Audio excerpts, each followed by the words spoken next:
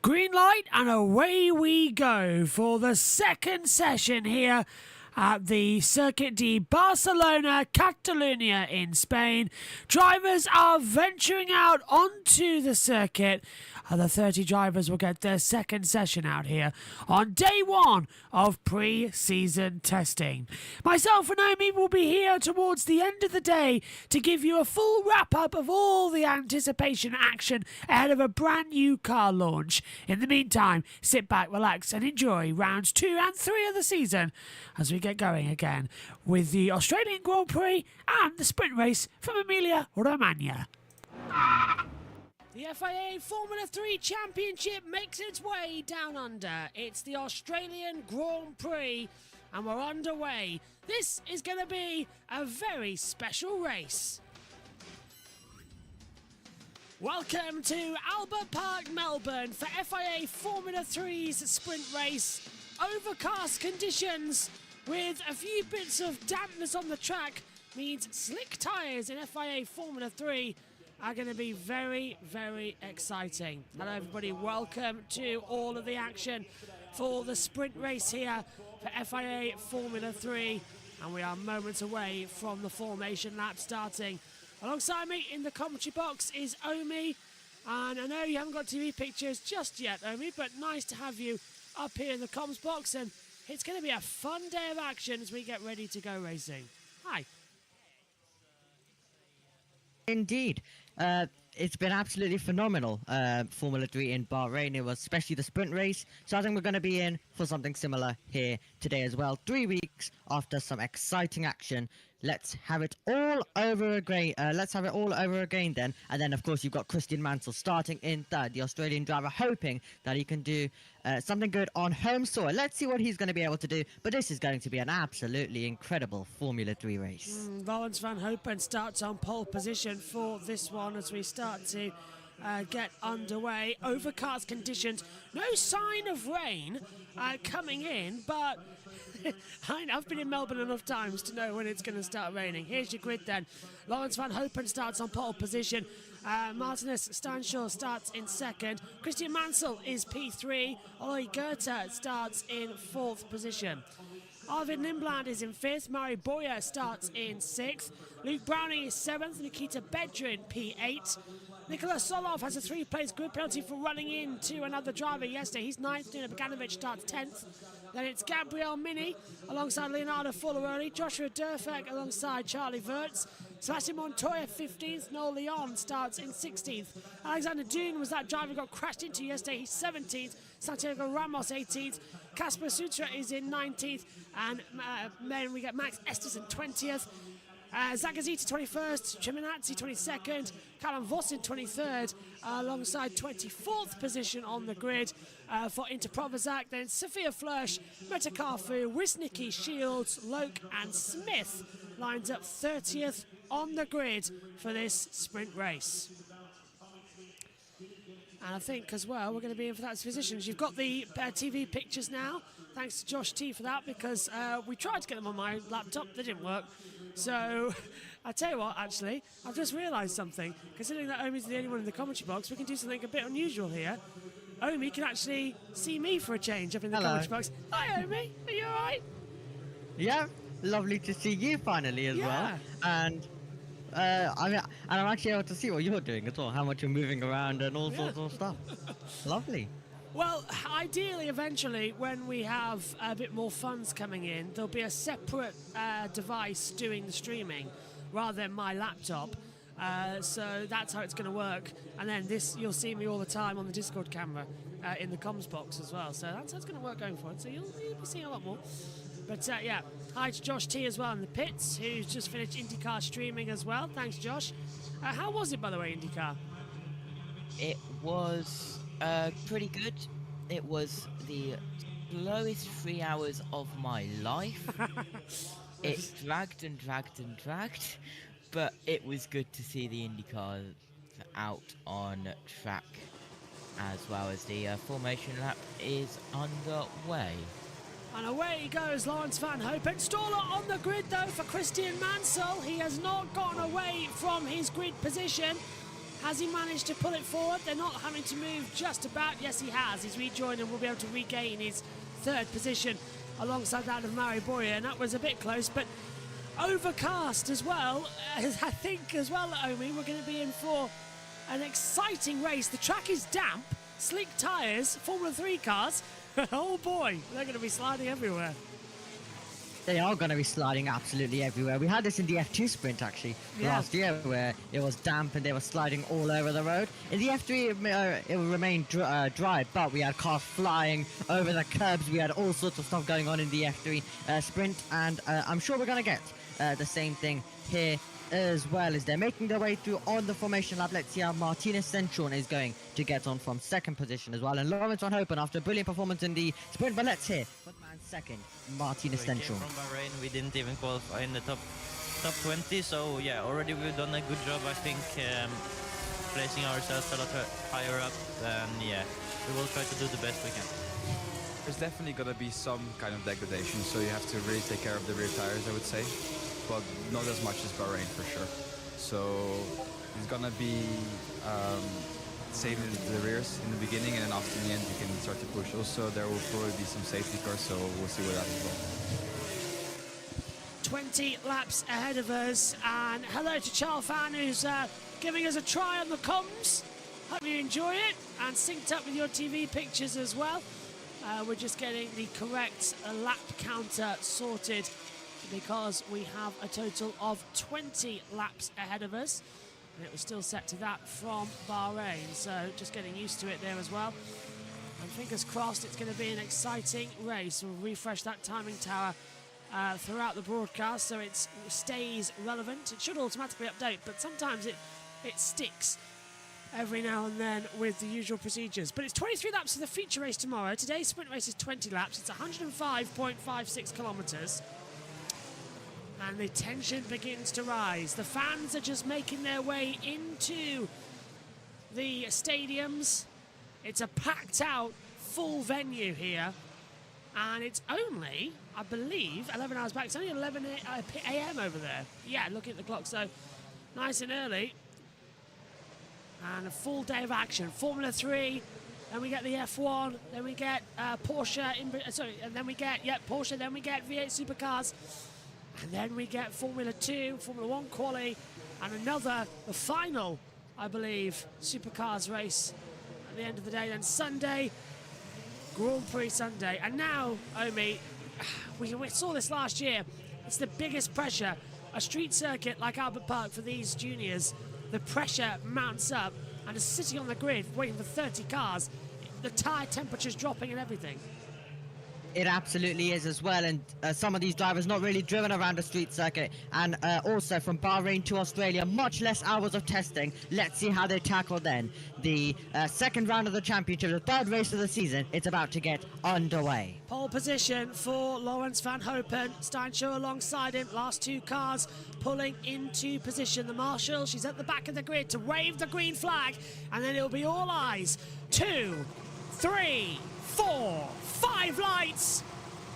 Lights out, race on in Australia. It's a great start from Steinshaw down towards turn 1, but look further back as well. Goethe has to cut across. He's alongside now. Lindblad into turn 1. Lock up coming on the inside line, and there's a big lock up further back. One of the MPs just about riding the curve further back. That looked to me coming back. It was Dune who was coming through. Down towards turn 3. Van Hopen, Steinshaw, Mansell, Goethe, Lindblad, and then Murray Boyer trying to go around the outside of Lou Browning, and nearly succeeded and does so. Great little move there, side by side, and further back, Browning's going to really give battle. He's off the track, almost jumping over the curbs. Boyer's not giving up up on this one. Side by side through turn 7. That wall comes out a little bit closer.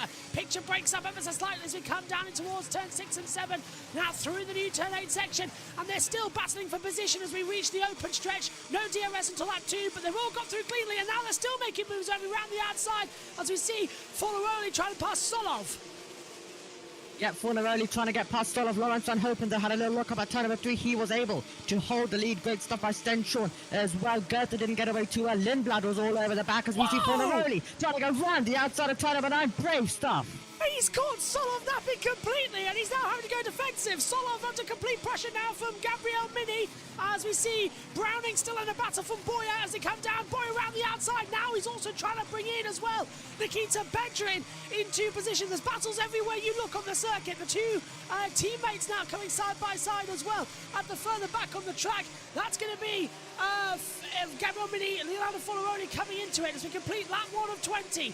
Across the line we go then, down towards turn number 1. 1 of 20 laps complete. We're on to lap 2 as we surge into the first corner. Further back, side by side battles. DRS has been enabled, and yeah, Solov still under pressure. Meantime, everyone's going everywhere trying to work it out on the side of the track and towards the first corner. Contact between the 18 and the 5, and the 18 on the grass, losing 2 positions there.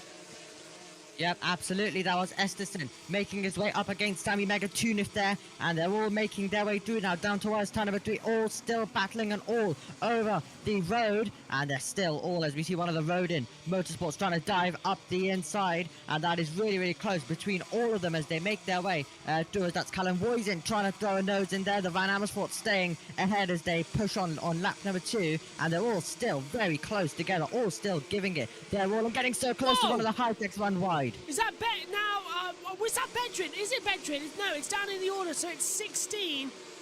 That is going to be Glenn Shields, the Scot who crashed yesterday in the practice session, brought out the red flag as Bogdanovic trying to go right round the outside, down in turn 12 as well. This is up in 12th position with Solov, and he's got through. Solov has been mugged twice in 2 laps in the same part of the track, and now Joshua Durst coming through on the inside line as well. Unbelievable. Bogdanovic having to go defensive from Solov, and the MP's further back under pressure as well as Zakazita tries to pass Dune, and this is action everywhere you look. So we've got Van Hopen leading the way still. Van Hopen is in the lead, but you've got 4 DRS zones to utilise around this circuit, which means Stenshorn is going to be all over the back of Laurens Van Hopen down towards turn number 1, with Mansell also waiting in behind with Goethe there as well. Into turn 1 we go, and Martinez Stenshorn following very closely, and he could have an opportunity to try and take the lead, and Laurens Van Hopen was all over the road to turn 1, and Stenshorn's going to have an opportunity. He's going to go around the outside down towards turn 3. Van Hopen's going to give him a little bit of a nudge, but that's not going to be enough. Breaking late on the inside line, that's going to be Van Hopen going in deep. Stanshall gets the comeback. He'll go around the outside and try and do a Villeneuve on Hill. Can he make it stick? He's off the track. Jumping over the curves on the inside line, coming through turn 6. Van Hopen keeps the outside line and shuts that door. But now he's under pressure from Mansell. The 2 ARTs working together. And Mansell coming under the attack now from the back. Goetz's coming involved. So is Lindblad. Unbelievable stuff. Unbelievable stuff indeed. The 2 ARTs have found themselves together in the Bahrain sprint race, find themselves together now here in the sprint race in Australia. Fastest lap of the race for Browning, but with the DRS, they're all getting so close, and here comes Goethe trying to get past Mansell all the way around the outside again. And Steinshaw's going round the outside and has taken the lead away from Van Hopen, coming into turn 12 as well. Fantastic. Bogdanovic has made 2 places up as well. You can barely keep your excitement up. Here's Mansell's radio. Oh, that was so dangerous, mate. Mansell's on the inside of his teammate, and he's gone defensive as Van Hopen goes on the inside. Mansell nearly makes contact and does touch the rear tyre of Steinshaw. How did they not lose a front wing? Side by side, Lindblad gets ahead of Goethe. Goethe staying around the outside, and Lindblad and Boyer making battles. Oh, this is fantastic stuff. This is what we love about Australia. It gives us this chaotic racing. Formula 3 last year was entertaining, this year's on a completely new level. We're about to get another battle for the lead. Stenshorn's going to try again with DRS. He goes down the inside line, has the inside in towards turn number 1, and he's going to get the lead, but that's going to give Van Hopen the exit. Look at that, Steinshaw goes wide. Van Hopen's going to get in the toe of the DRS, but he hasn't got it. Steinshaw will use the DRS to go defensive. Van Hopen pulls to the outside line, trying to keep it on the brakes around the outside of turn 3, hasn't worked out, and the 2 Red Bull cars going side by side. That's going to be Lindblad, Goethe, Boyer in there too. Take a breath, Formula 3. You're only 4 laps old, and you're already absolutely insane. This is absolutely incredible, and with the 4 DRSs, they're absolutely having so many opportunities. There's so many battles throughout the field, and yeah, this is absolutely exciting stuff, as Lawrence Van Hopen's going to have a chance to fight back. He's going to have his teammate Mansell all over the back as well, and then you have the 2 Red Bull Juniors of Lindblad and Goethe trying to go on the attack as we open DRS once again though, and Lawrence Van Hopen is going to be gaining in the toe. Let's see if we can try and repass Stenshorn. Oh, hang on, that was, I think, Mini and Follow-Only in a battle. I want to see that side by side. Van Hopen's been taking the lead. He's gone around the outside of Steinshaw. Cameron didn't really catch it that much, but Lawrence Van Hopen retakes the lead away from Steinshaw as they come into the battle now, and on the inside as well, Lindblad was trying to look for a little move on the inside of Mansell. Mansell went defensive. Goethe and Boyer now on top, but we're seeing Goethe trying to pass the inside of Lindblad, the 2 Red Bull sponsored drivers in the academy, and they're not in the same team. One drives a Prema and the other doesn't. But this is absolutely fantastic stuff as they come out of the last corner. I mean, tripping over my words because Van Hopen's had to go defensive. He's sliding at the back, and that's given Steinshaw the run down towards turn 1. Pulls to the inside line with the DRS. It snapshots. He takes the lead, but goes too wide. Jumps over the curb, and here comes Van Hopen skeeting back through. He won't have DRS, but he'll be in the slipstream, and there's a problem further back. I think that was Lindblad who actually lost out. And look at that, Van Hopen had the DRS and still lost out to Steinshaw. This is absolutely incredible, and if you are in a DRS zone, you're having to make brave moves as Fornaroli and Beganovic were doing battle. Beganovic staying behind Fornaroli, Noah Leon getting ahead of Solov as well. Lap number 5 of this race, and we've already had so much action in this one. Definitely more action than we're going to get in F1. This is absolutely incredible stuff, completely on another level, and we still don't have the start replays. Joseph Loke has dropped down the order, and Luke Browning is in the pit lane. Yep, more problems for Luke Browning. His weekend going from bad to worse. He's going to be hitting the steering wheel in frustration as we come round side by side, almost into the wall there, as well as we see Goethe trying to pass Lindblad for 4th position. It hasn't worked out. Tried to get to the outside line through turn 9 and 10. The new section down towards 11. We come then on the inside line, and that's going to allow Boyer to go around the outside of his teammate. And Petrin's come out of nowhere, locks up, and nearly makes contact as well.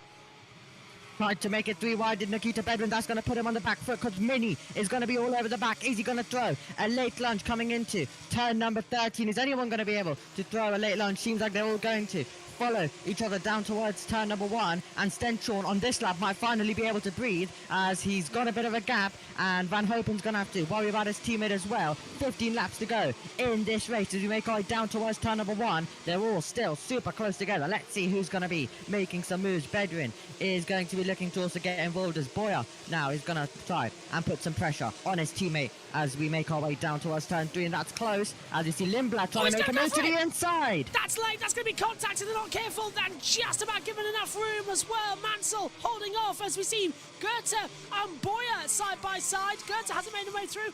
I think Zagazita's dropped down to 20th there because Menakafu and Sakuta got up the order. Here's Mansell, and we haven't seen a replay at the start. You're right, it's been too chaotic. This was Mansell up to 3rd.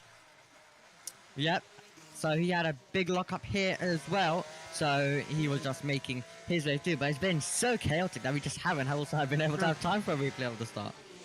And round the outside, we're now seeing as well Lindblad trying to get ahead of Mansell in towards turn 9 10 at the same time. Boyer and Goethe in a battle, and it's Boyer who's gone ahead of Goethe. Fantastic stuff here in Australia. And they're running together now. I think also the lead is starting to get away. Is up the inside. It's going to be a bit defensive there from Goethe against his teammate. Boyer's going to be able to push it. Look at that! Right round the outside. Bedrin's going to take the pair of them. And Bedrin's in the gravel.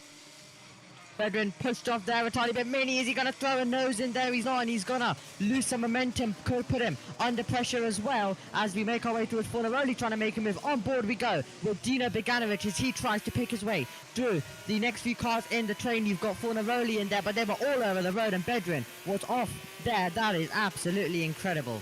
Down we go in towards turn number 1 once again as a move further back. As we see Verge trying to pass around the outside of Joshua Dufek as well, and that's also going to give him pressure to Leon. Leon's got the inside line and nearly runs into the side actually of Verts as they come down towards turn 3. He's going to do the inside line. That's a very late changeover. Did that make sense? No, because they've cut pictures mid-overtake. And we're trying to rejoin the order where they are. It's Bedrin and Gabriel Mini in a battle.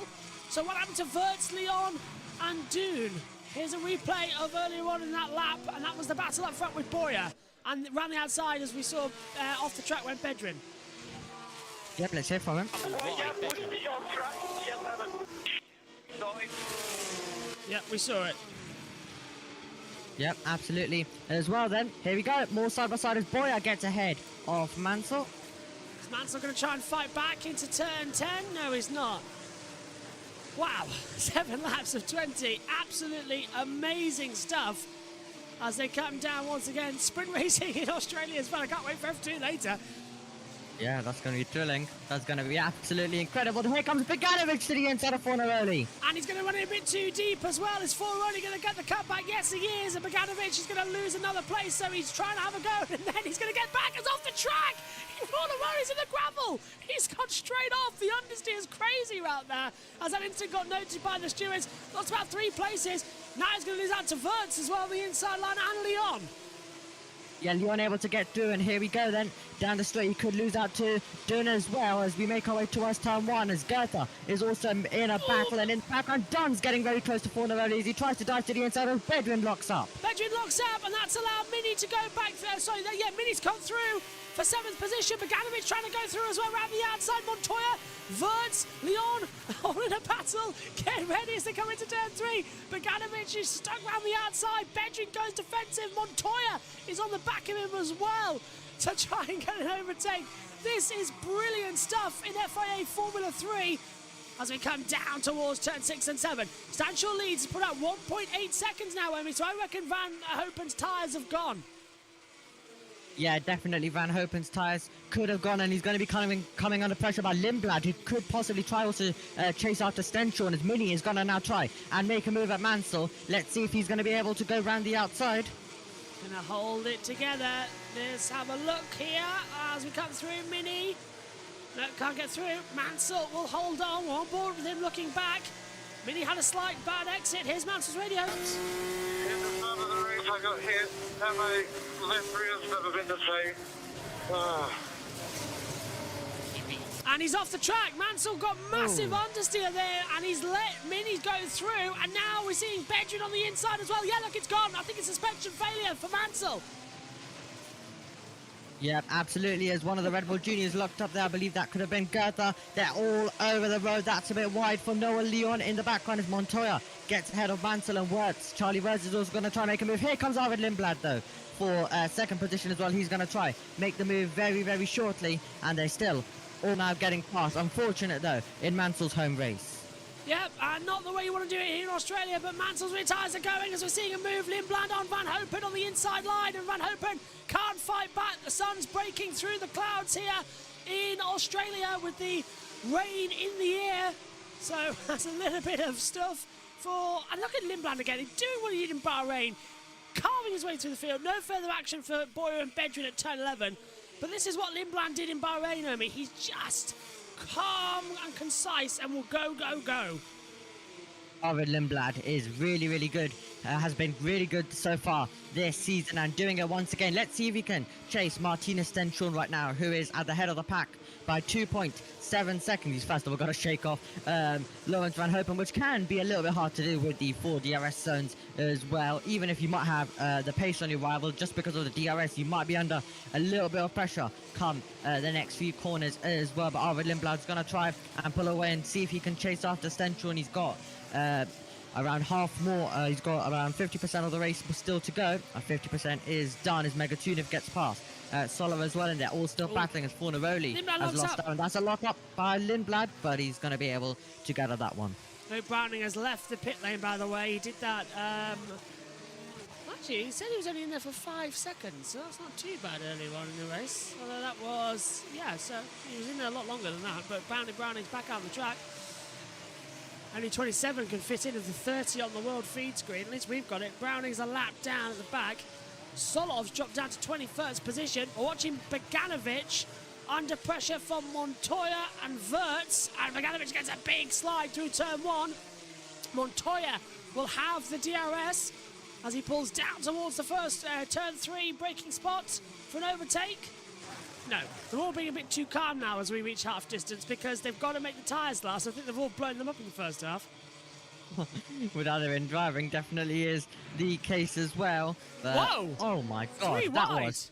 that was close to last year. That's Tommy Smith over the curb, and we saw on the opposite side last year for the lead, but Tommy Smith just about gathering it together. But that was 3 wide, very nearly 4 wide, not separated by anything with those cars. Why are sausage curbs a factor? Honestly, that's the question I want to know. Why are they here in Junior Formula and even Formula 1? Yep, of course, caused the big accident at Silverstone, didn't it, a few years ago? Yeah. With Nissani there. Can't remember who we ran into, though, off the top of my head. Oh, and look at that! Yeah, it was Bogdanovic jumped up, and then Montoya jumped up at the exit curb of turn 11.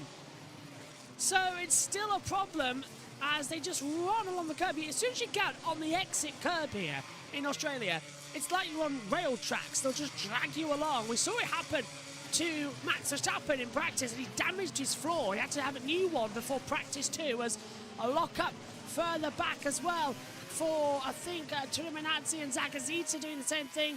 As we come down 10 laps to go here, we're more than halfway now in the sprint race in Australia. Bogdanovic is under pressure from Montoya. Montoya, using lessons from his father, will go to the inside line and outbrake into turn 1. Montoya cuts off. It's exactly like his dad taught him on moves against Schumacher in 2002, and Montoya's made it stick.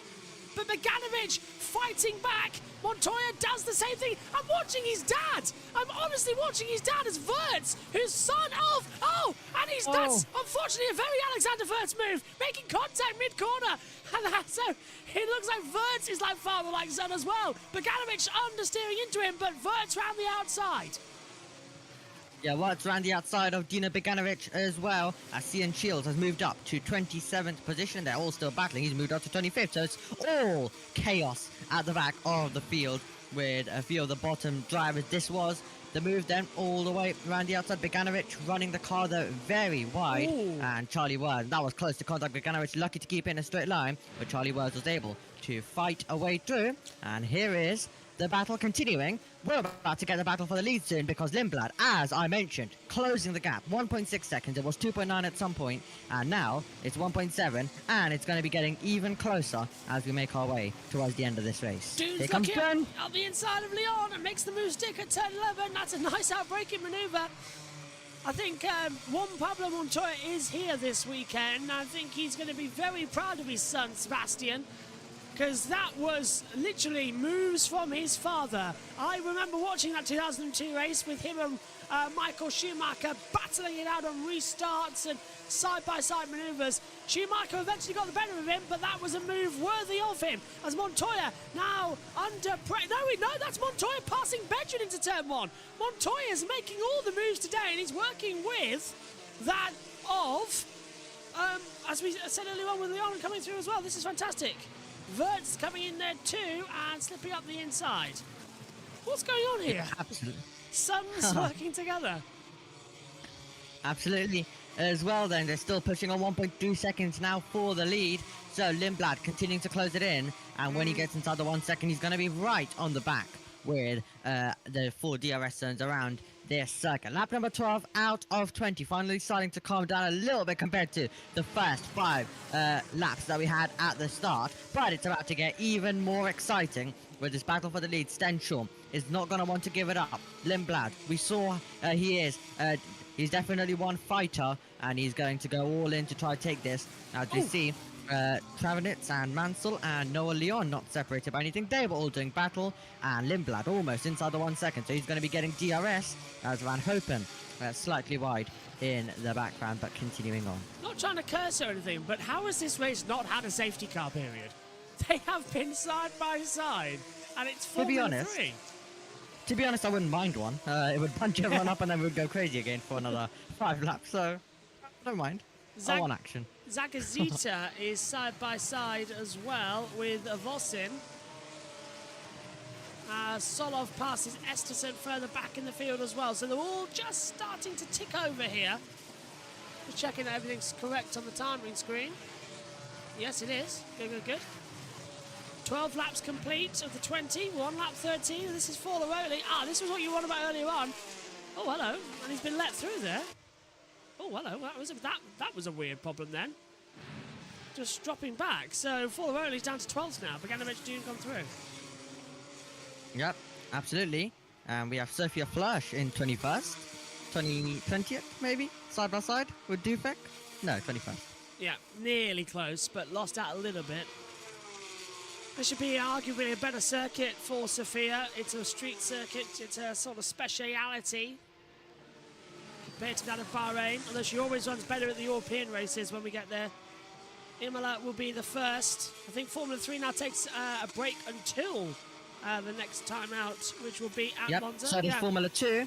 And here comes Bogdanovic. That's going trying to go around the outside of Bedouin. Go on, go on, go on. He's done it round the outside of turn 9. Lovely. Oh, brilliant. On an old tyres from Bogdanovic as well. And now we're going to see Dune and Bedouin battling it out as well. Bedouin goes defensive. Dune's on the grass. Oh, he nearly was in that wall for a second time this weekend. Yeah, this time in the race though. But he's still trying to make that move. He's still trying to get past Bedouin. Blocking it off there. But yeah, after this race, it's a 2-month gap for Formula 3 and Formula 2. I don't know how we're going to live without this series with just Formula 1. You could say it was almost Dune Part 2. Yes. That's the last time I'm saying it like that. As they come out the last corner. Across the line we go. Bedouin in 9th position. This is the battle over the last points paying positions in 8th. So this is outside of it as well because Wirtz and Montoya have got that one covered. But you're right about the fight for the lead between Steinshaw and Lindblad. 7/10 of a second now the gap. He's pulled in 1.1 seconds over the past 4 laps as Tim Chiminazzi for MP try and have a go as into the pit lane comes Noel Leon. His race might be over and Chiminazzi trying to look up the inside line. Not going to work out. Yep, yellow flag's out. Where? Oh! Into turn 1 and out of the race goes into Provozak. Yep. And he had contact. Is that with Tommy Smith? Because it's not with Nicky. And We'll have to see Buddy's Beach, so this will be a safety car then. It is a safety car. Safety car. It is a safety car. You're spot on. Safety car has been deployed. So now this will bunch the field up with not many laps remaining. Exactly what we needed, and your wish is Formula 3's command. Absolutely. Lindblad was just about to take the lead before that came out, so he'll have to do it now on the restart with more drivers in contention. So it's going to be pass or repassed on this restart when we do get going. But Tasana into Provozak has had contact down at the first corner, and we have the Aston Martin safety car that will be making its first appearance here for Formula 3. I'm sure we'll be getting some in the future tomorrow as well. Once you know into Provozak's name and into Provozak, you get it. It's easy. It's easy. You don't. Yeah. You don't. It's actually quite simple. But everyone was like, "How do we pronounce this?" Let's have a look how it happened then. So watch further back. So ahead is Tommy Smith, and I've got a feeling into Provozak might just drop it on his own. Let's see. So he's going to go to the inside. He has Tommy Smith, the Van Amersfoort alongside. He goes ahead into the braking zone. Does he get a tab by Tommy Smith? He does. Who locks up? So yeah. Now, I think that might actually be the fault of Inter Provozak because he's cut across Tommy Smith in the braking zone. Tommy Smith had nowhere to go. It's a very late cut-off. Inter Provozak had room on the inside. He didn't need to cut him off. Watch here, because look, he's going to get the move done. And then he just chops across him and then brake tests him. I don't think Tommy Smith had that, in my opinion, is Inter Provozak's fault, not Tommy Smith. Yeah, we'll see what the stewards say about that because they can have some questionable decisions all the time, really. Only 3 plays for Solov. I know everyone on social media has been going crazy about that one as well. But yeah, when we all looked at the grid and the names, we all thought it was hard, but even in Bahrain practice, I felt like pretty confident that I knew all of them. So, you know, now it's like any other season. So it's all good enough. Synthol will be joining us for the feature races tomorrow alongside Richie. Omi will get a very well-deserved break because I've got a feeling he might be on call for quite a lot today. So, lap 15 of 20. The safety car shouldn't be out for too long. They've got an excellent recovery service down there at turn 1. And Smith and Inter Provozak's incident has been noted by the shows, but in my opinion, Inter Provozak had the inside line. He had the position. He could have made the corner, decided to cut Tommy Smith off in the braking zone, then stamped on the brakes. That's not how you do it. Because otherwise, what was Tommy Smith expected to do? I couldn't have braked in that distance. That was not Tommy Smith's fault. That is 100% into Provozak's fault. He cut him off. Yeah, he just don't do it. He brake tested, basically. Yep, and Stenshall now leading the field. The fans starting to come in, getting ready for FP3 as well. That is coming up after this, and of course getting to enjoy this Formula 3 race. Cannot wait for Formula 2 later on today. That's going to be exciting as well. That is definitely going to be super exciting. The racing in Bahrain and Jeddah was all thrilling, and here with 4 DRS, I don't even know what's going to happen. I think it's going to be absolutely mental stuff, as now the car is going to be taken off then the circuit down at turn number 1, and we will be going racing once again with everyone bunched up, and I think maybe all of that chaos to come once again.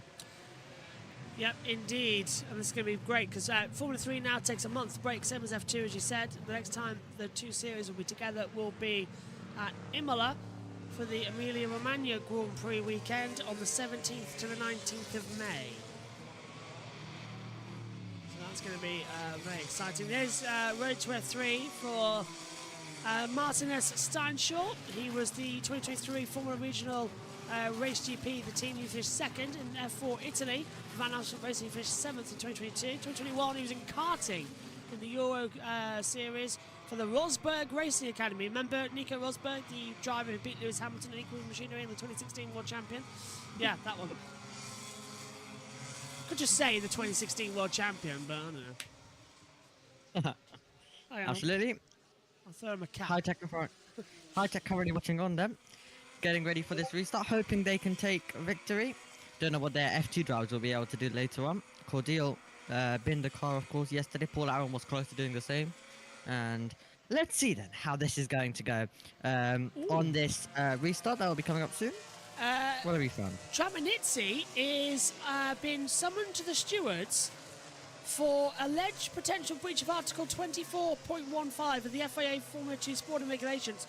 Potential inability to use at least one set of each specification of dry weather tyres during the feature race, which is race 2. That's tomorrow. So yeah, so safety car is ending this. Yeah. So that's Jack Crawford who's going to be in trouble. Oh dear. Right. Here we go, though. 3-lap fight to the end. No, 4. 17, 18, 19, 20. Yep. Count that up on. Lindblad wanted that gap to come down. He saved his tyres. Steinshaw was leading. Van Hopen is on older tyres.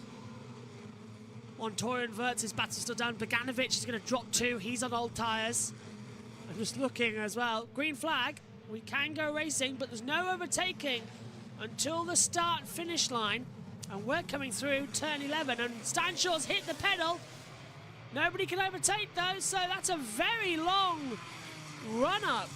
That's going to give Lindblad a great run into turn 1. Usually you hit it here, exit at turn 13 and 14. That's very bizarre, because here's the line that you can restart from, and that's going to give actually Van Hopen a run on Lindblad. We're racing again here in Australia. And actually, Steinshaw's got the restart. He's going to try and break that toe. DRS enabled next time around. So this first lap is just going to be follow me leader a little bit, but Van Hopen's right on the back of Lindblad and might actually go for a move down to turn 3. Definitely could, or maybe later on down the lap as well. Seems like they've all been able to make it through on this restart though. Stenshall still the leader as we go down to the braking zone. Let's see who's going to be going for some moves. Bedrin. As Beganovic was being put under pressure. Yeah, and I think Bedrin, Bedrin's got ahead of Beganovic, and yeah, I knew that was going to be a problem because Beganovic was sliding everywhere. He's dropped down to 9th position now. And he's battling with Wirtz. He's sliding everywhere. He's fighting for control mid-corner. He's lifting everywhere. So I'm hopefully be okay. He's staying in the toe, though. The toe's going to help big time. Yeah, and Lindblad looking super close as well to Stenshall. Still, even without the DRS, here comes Beganovic, though. He's going to go down the outside line. Let's see if he's going to be able to make the move before the corner, or even later on the brakes down to turn number 9. He made this move earlier on. He's going to try it once again all the way around the outside, turning it to the inside, and he'll get that position. Great stuff from Beganovic. Oh, and fighting to the inside. Here comes Bedrin getting ahead of Wirtz. Wirtz being completely caught out there. He's now dropped 2, maybe 3 places as Dune's going to go for a run on the inside of Beganovic. Under pressure for Bedrin. in. Ferds goes around the outside. Dune's coming through. Forlaroli going to make it. And so is Mansell with that rear suspension problem. He's dropped out too. Black and white flag for car 8 as well. Well, we don't know. Track limits. Okay. So that's for Sutra as well, who's been given that penalty. And he's down in 20th position. Also be past stuff right now then. 3 laps to go in this race. Beganovic still being put under pressure.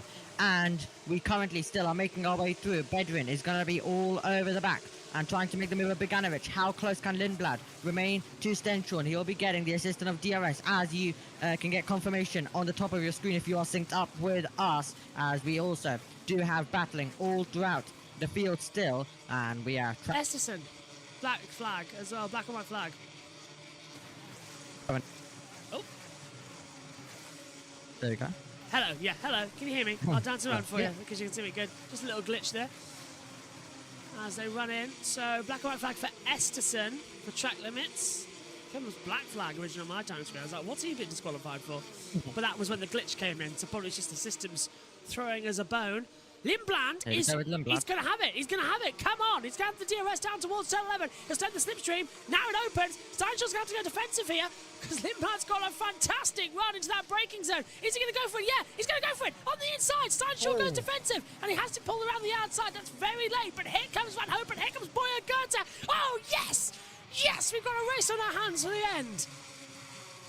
I can finally see how excited Josh is while watching a Formula 3 race as well. But this is getting really, really exciting. Stenchorn going to be under all sorts of pressure. He'll make his way out of the final corner. Lindblad's going to be attacking. And if Lindblad doesn't do this to perfection, he could have Lawrence Van Hopen also on the attack. Onto the penultimate lap of the race we go. Bird at the side of the track just watching the action as well as they come into the braking zone. Coming in, Gabriel Mini. We've got that down to Montoya. 7-way fight for the lead here with 2 to go in Albert Park. DRS open, Lindblad's going to get the slipstream. He's not going to do it to turn 3. It's too heavy a braking zone, too short a straight to make that gap up. Beganovic and Bedrin, Beganovic just fighting for that last points paying position. Treminazzi incident for safety car infringement has been noted by the stewards. That'll be an automatic investigation as now Steinschul's really starting to panic because he's got 3 DRS zones in the space of, 3 straights. And I don't like the look of this because Lindblad's going to be right on him. Yep, it could even be a last lap move, and that would be absolutely incredible to decide, and maybe even last few corners. That would be an incredible, that would be absolutely incredible if that is the case right now. However, we're about to get some more battling as here comes Mary Boyer trying to go round the outside. And he's almost into the wall down at turn 12. That's going to be very tight. They're both sliding mid-corner, and how did they not make contact? Unbelievable stuff, and look at that, round the outside, Goethe's going to make the move, he gets ahead of Boyer, 3 wide, in towards turn 11, Gabriel Mini goes left, goes right, has to stay on the inside, Boyer goes through, Goethe locks up as well. Meantime at the front, the gap now 0.4 of a second between Steinschul and Lindblad. And here comes Montoya. Lindblad, have a little look. Yeah, it's still so close between the two. There, Mini dives to the inside. That is really close by Mini trying to get past Goethe. That was really, really close between the two of them. Lindblad had a little look on the inside of Stenchorn. He couldn't make the move. He's got 1 lap to make this move. The gap is 0.8 of a second. Final lap, the call of the sprint race, which has been absolutely non-stop action as well. It's turn 1. We've got around about a, 13, 14 fight for the lead. They're all within a second of each other. 11 cars across the timing line within a second of each other as they come out down towards turn 3. DRS Train City. Beganovic trying to go for 7th around the outside of Montoya. Lockups further up as well. Beganovic throws it in. Montoya stays defensive. Beganovic will keep his foot down on the inside line. Gabriel Mini's just ahead. He's going to force him off the track. Montoya goes wide. Beganovic goes wide. Here comes Bedrin coming into position as well. He can't make a way through. And now Steinschul's got the gap to 0.9 of a second. And over a second. Stenchorn, it seems like he'll survive. Yeah, it's outside 1 second now as well. So maybe the lockup was from Lindblad. He has lost a lot of time, and Stenchorn may have been let off on this final lap and might be on his way to his first victory in FIA Formula 3. And look, there's Forlaroli. He's having a battle with Dune over 10th position. There's contact between the two. Nearly, and that was really a big one. Dune needs to lift off a little bit there. Forlaroli nearly made contact as we see Goethe and Boyer battling out. And Kasper Sutra's got a penalty as well, presumably for track limits. And off goes Montoya, jumping over the track. And that allows Bedrin into the last points-paying position. Goethe goes for the inside line. Boyer goes defensive. Dunes up to 9th. Montoya down to 10th. Bedrin in the last points-paying position. But Martinez Steinshaw is going to win as he will come out of the last corner in just his 3rd weekend and 5th Formula 3 race. He's done a masterclass on a safety car restart. Steinshaw wins a stellar sprint down under. Lindblad 2nd. Van Hopen 3rd. Boyer and Goethe and Beganovic at the line. Gone past Mini. Team orders maybe with the 2 Premers. Bedrin, Dune, Montoya the top 10. Bedrin getting the last point. Forloroni in 11th. Wow. Everyone moaning about the time zones, ourselves included, from the commentary box about how early these races are. But he can't deny Formula 3 just works in Australia.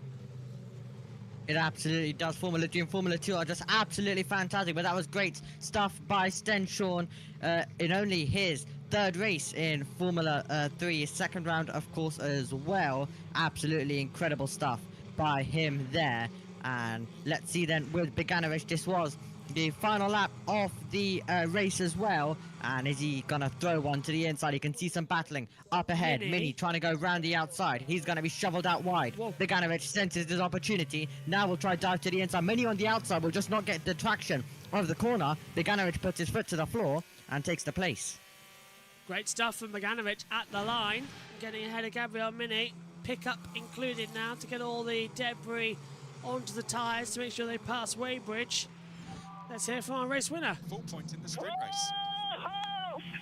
Mega drive, mate. Mega drive. What was that race? Could be the. He sounds happy, but I was expecting a little bit more like punch the air style. Josh T's been in the pit lane watching that one. What did you make of that race? It was an absolutely incredible race, wasn't it, guys? And let's hear from Lim.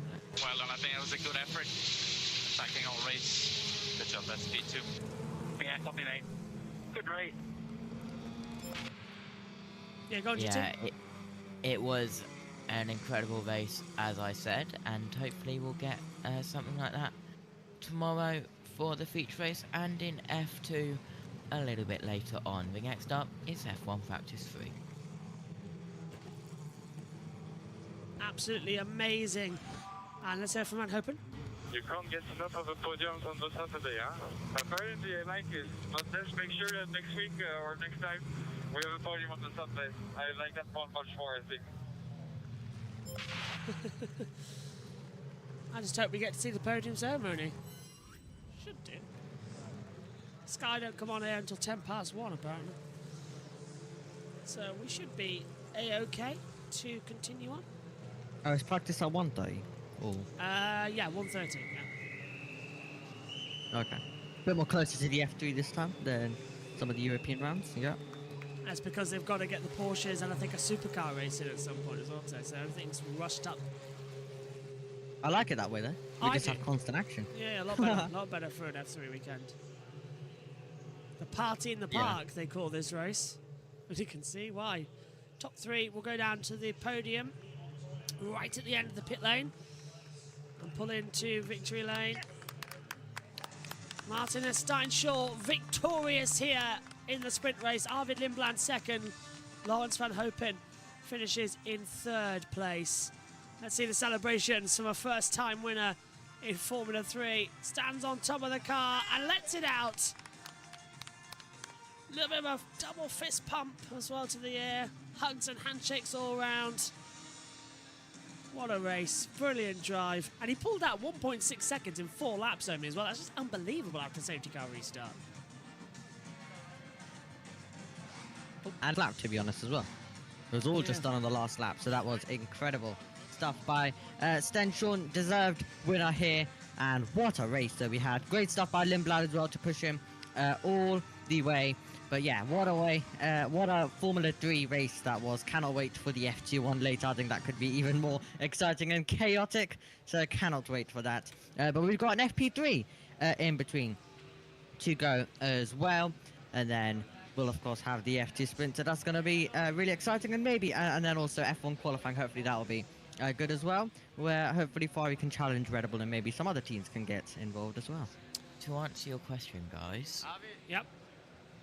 the supercars qualifying was before this F3 sprint race, but the supercars and Porsche race follows directly after F1 qualifying. Ah, so it's later on So tonight. there's nothing in between everything that we've got on.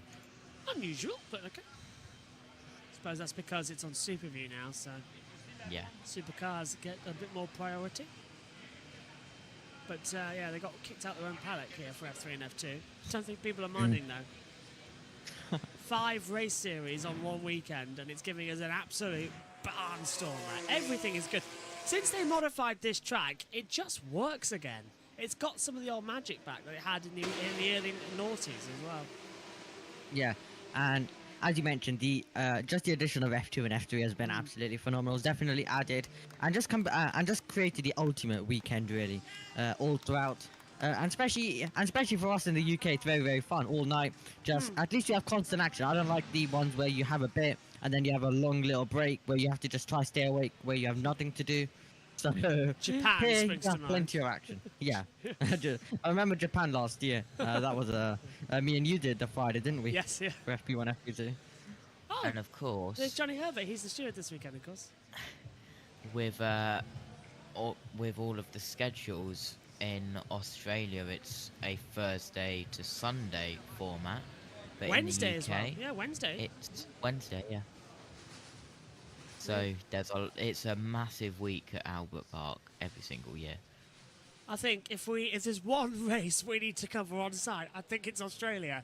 Really bizarrely, it would cost an absolute fortune to do, but I think actually 2 races on site, Australia and Silverstone. I think that they're sort of now I think the 2 major races of the year in terms of just pure party atmosphere. Japan, I would like to do as well. Actually, that's great. Let's hear from the top 3. They're in the call down. Let's have a listen into our drivers then, shall we? I was also about to go in 11 just when the safety car came. And the DRS was so powerful in the beginning. So much, like it was insane. But mate, do you not feel it like through the whole way? Yeah, like you're almost like you're neutral for sure. Like Mate, your I'm swing was opposite straight. lot. Yeah. Even through like into like 10 to 11, that small kink, I'm almost opposite lock. At one point I was like, thinking DRS is really bad in my rears here. But yeah. In the beginning, I was struggling so much. Like in the beginning, compared to you, like I was like all corners, I was like this, and then in the end, it started to be like a bit better, or like it stayed the same, but you guys started to have a bit more. But I degged hard. After lap 2, I already felt I was like, oh my god, because I was behind Goethe, and I was like, I want to go now, and then I was like, oh my god, this is going to be a long race. But yeah. And the safety car helped a lot to get the tires off. For the first 8-9 laps, I didn't look at my time, and then I looked, I was like 38, 39, I was like, oh my god. In the end, I was doing like 40. I think. I did 40.5, I think, the lap before safety car. Yeah. It was fun. I think I touched the wall in T5 from the lap. You were just letting me by in the beginning so you could overtake me again. There's the top 3 then. Always nice to hear as they'll come on to the podium ceremony. So much action. So much intrigue for this remaining weekend. Formula 2 sprint race coming up after the F1 third practice. It's all go here as we get ready for the podium ceremony. Ferrari back as the champagne supplier after the last 2 weekends of having non-alcoholic champagne on the podium. Proper champagne time can be given for the first time this year, an alcoholic beverage.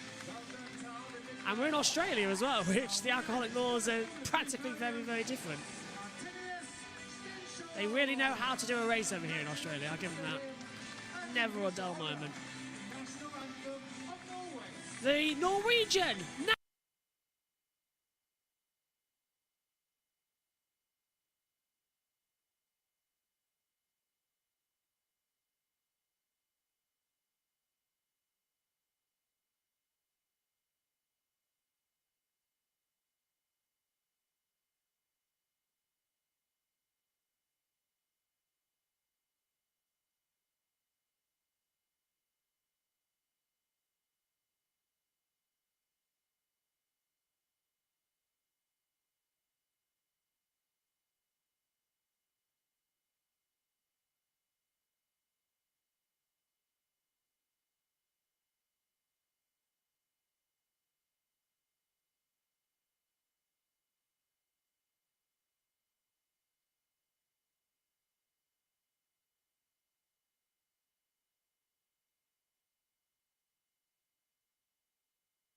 3.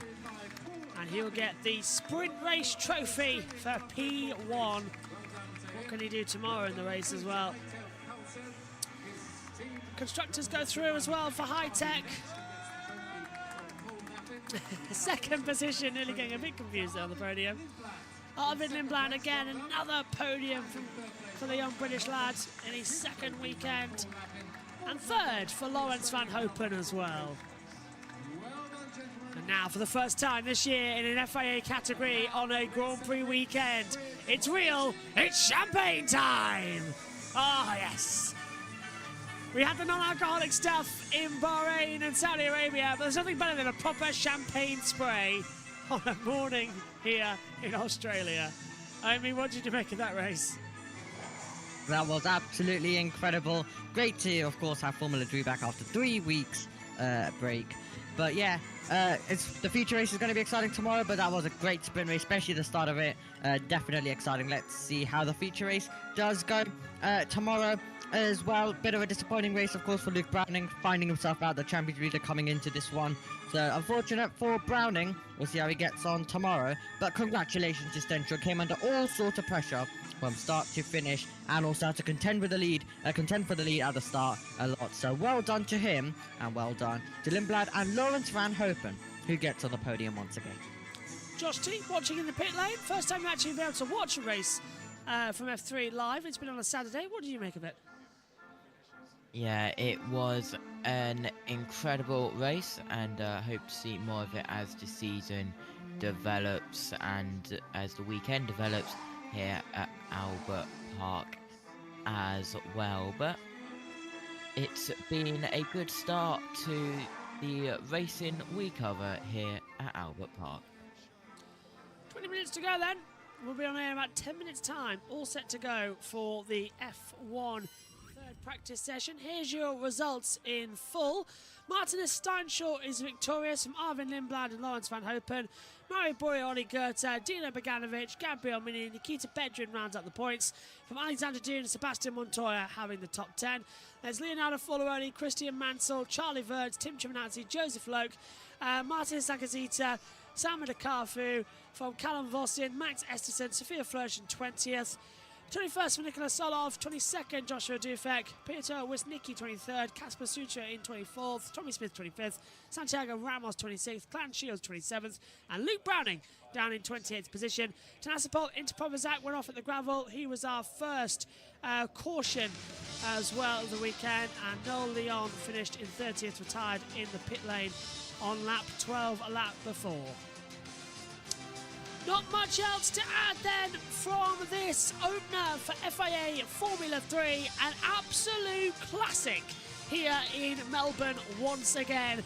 Tomorrow the feature race for Formula 3, but coming up here in a few moments time we've got the F1 third practice session. We're in about 5 minutes time we're on air for that, so quick turnaround for us here in the comms box. Then after this we will have full action from the F2 sprint race. Then it'll be time for F1 qualifying and a couple of hours break before MotoGP gets underway with free practice 2 and qualifying. Then we will have the first Moto E race of the year. After that we'll have the Tissot sprint for MotoGP.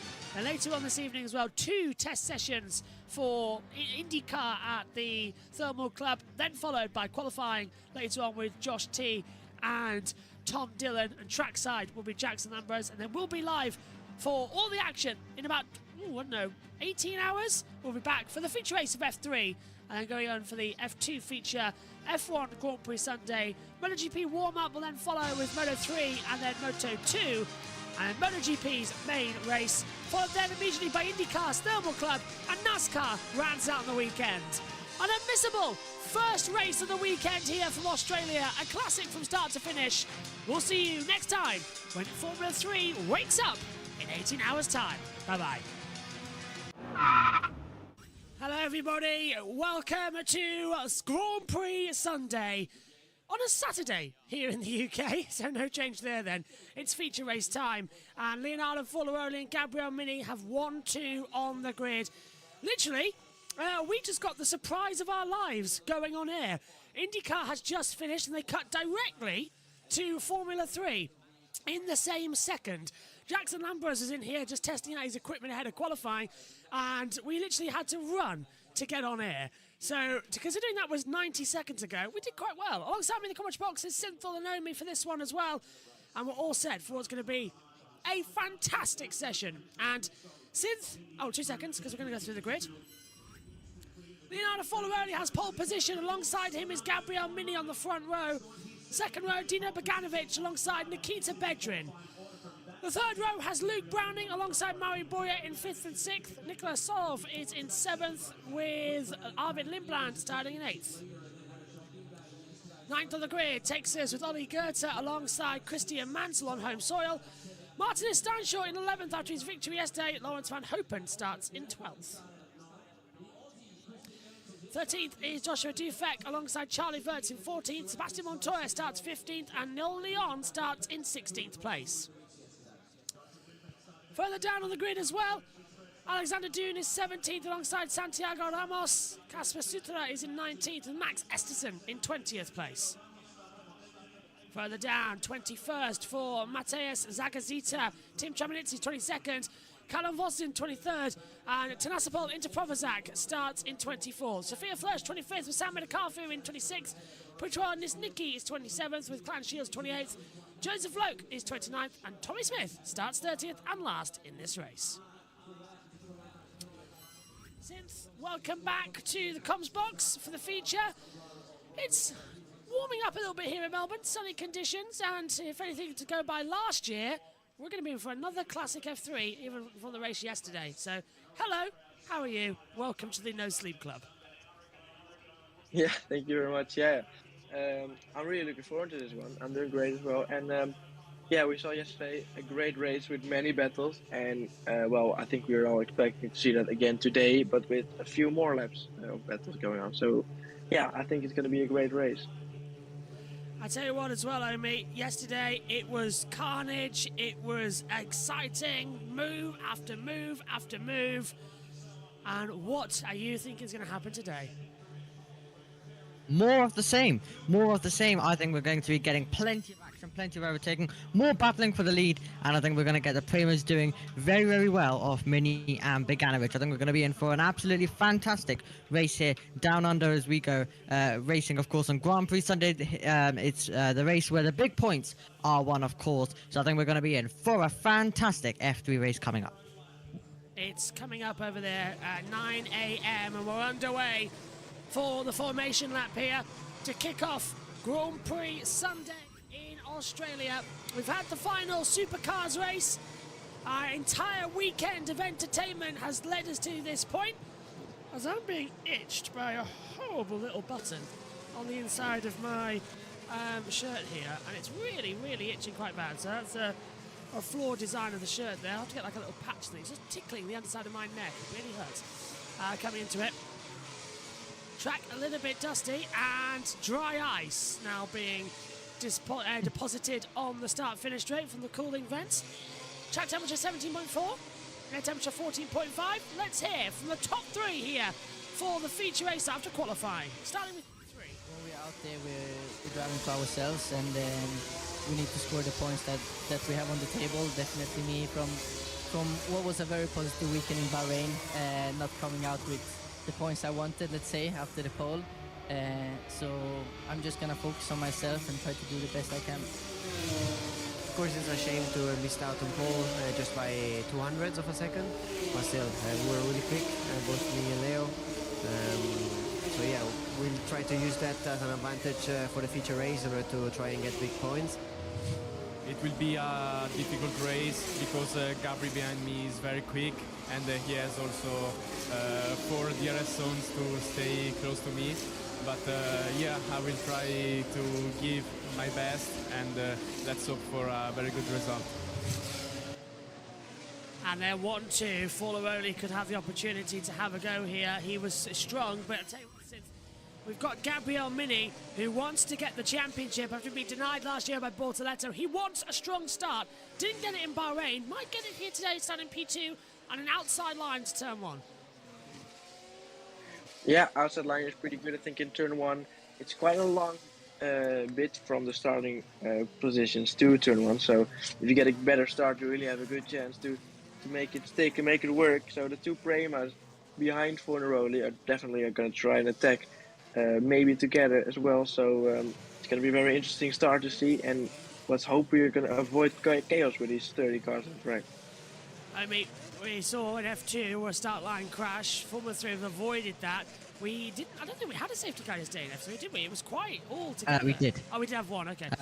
To stand up into Provozak, of course, bringing that one out earlier on Tommy Smith at the back. Let's see what he's going to be able to do. One of the home favourites here. Of course, he's lining up at the back. Let's see if he's going to be able to make his way through the field. Let's hope that Dino Beganovic actually can get away off the line, unlike Bahrain in the feature race where he bogged down a lot of the line from pole. He starts P3 today, but he has a big opportunity to fight for the lead. So does his teammate Mini, as they're all going to be getting into position, and we are getting all set and ready to run the second feature race of the season here in round 2. All set then. It becomes quiet on the grid. The tick-over noise will come into places, lining up right at the back. I haven't got my iPad. That's something I've just noticed as well. Been stolen from me. So it's going to be quite interesting for the first corner. 23 laps ahead of us for the feature race down under. Watching for that green flag at the back. Here we go then. Green flag. 1, 2, 3, 4, 5. Pause. Go! In Australia, good start from Beganovic. Forneroli cuts off. Mini doesn't get a good getaway as they run down towards turn 1. But look at Beganovic moving left and right, trying to block behind. At the inside, look at the 23. Going to go for a late move. Contact from the back. Oh, they all get away with it. How on earth did they do that? Few cars losing position to the exit, though, as they come out of turn 2, down to turn 3 for the first time. Beganovic trying to go around the outside of Mini. That's going to be a problem. We're going to yellow flag at sector 1 as everyone's locking up. But a good start's in and everyone got through. Yeah, somehow everybody made it through the first couple of corners. And a few cars going off in turn 1, going onto the grass. Still side by side battles going on because still got a yellow flag in sector 1. It didn't look like anyone gone off, but there may be some debris on the track. This could cost a safety car. Contact side by side as the and into the barrier. Oh. So this is going to be Tanasipol into Provozak, who's going to cause another safety car, Omi, just like yesterday down turn 1. And we're going to have that hopefully deployed soon because they're getting ready down to sector 3. Side by side as well. Yeah. Yep, hopefully we'll have that soon indeed. Great stuff by Forneroli to hold the lead. Mini had Beganovic for company, but he was just able to keep him behind as well then. As we make our way onto the straight, and it seems like Arvid Lindblad's having a go as Tim Travenis has got a puncture. And we've got green flag racing again as well as they're going up the inside. That's very late for a contact maneuver. How are they not contact? Running the curves as well. Absolute insanity as they come back in. We've got a problem further in the move back as well, as you said. It's causing yellow flags galore as they come through turns of 12 and 13. So, 2 cars off. And this will be the safety car. I think that's Tommy Smith and Joseph Loke. Yep, Tommy Smith, the Aussie, is out. And Joseph Loke from the PSGL eSport race. Of course, when we commentate him, he's now in the gravel trap. Richie's going to be heartbroken about that one when he gets here for F2 later. And still no sign of the safety car. They should have deployed it after VSC at this point. 2 cars stuck in the gravel. Debris exit at turn 1. So already the Formula 3 feature race is providing us with the excitement. Tim Travanizzi's made it back to the pit lane, but 4 cars involved in problems on lap 1. Can't see where they're all going now in that braking zone sense, but turn 3 is looking good. Now, where's the safety car? I think they're waiting until they reach sector 3. I don't know why, but... What an idiot. Okay. So that's what Tommy Smith thinks about it. Clear. Safety car's out. There we go. So the safety car is called on lap... Oh, car problems. Is that Beganovic? No, it's Bedrin. Bedrin's got a problem. Bedrin is slow, not just because the safety car's got a rear right puncture. Bedrin is stopping. It's all kicked off now, and it's only 2 laps old. Oh, I'll tell you. That's happened really late then from I don't think that's Bedrin. I think that was to Sanapol into Puvazak making his way back. Is it? Might be. Oh. We need to have a replay of this. They're not showing us the right angles. They keep cutting to cars. I'm just guessing stuff at this rate. Look, well, the time screen hasn't updated, so maybe it wasn't Bedrin. Is it into Provozak? He's got a puncture. I think it was. I think he was just making his way back. There he is. Yep, so it is the other one. There's Bedford, so it is into Povazak. Oh, wow. We need a timing tower with numbers on it. This is ridiculous. Can't even see what's going on. Wow, okay, so cool back down again. Oh, hello, that's Sophia Flörsch. Where's she stopped? Wow, they're dropping like flies in the Australian Grand Prix. So Sophia We just lost 10 cars in the open lap, or what?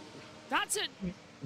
Where is that? That's exit of turn 9, I reckon. No, exit. That's exit turn 10 and 11. So that's on the run down. So how many have we lost? A lot. 5. Oh, wow. Talk about insanity. The race is still young, though, and that's what they're going to be waiting for as well, I think, since just to regroup after that opening gambit. Oh, it's a fierce. Oh, she's got to go again. Oh, great. I was worried she wouldn't get going, but she has. And Omi, we know Sophia was... Hello.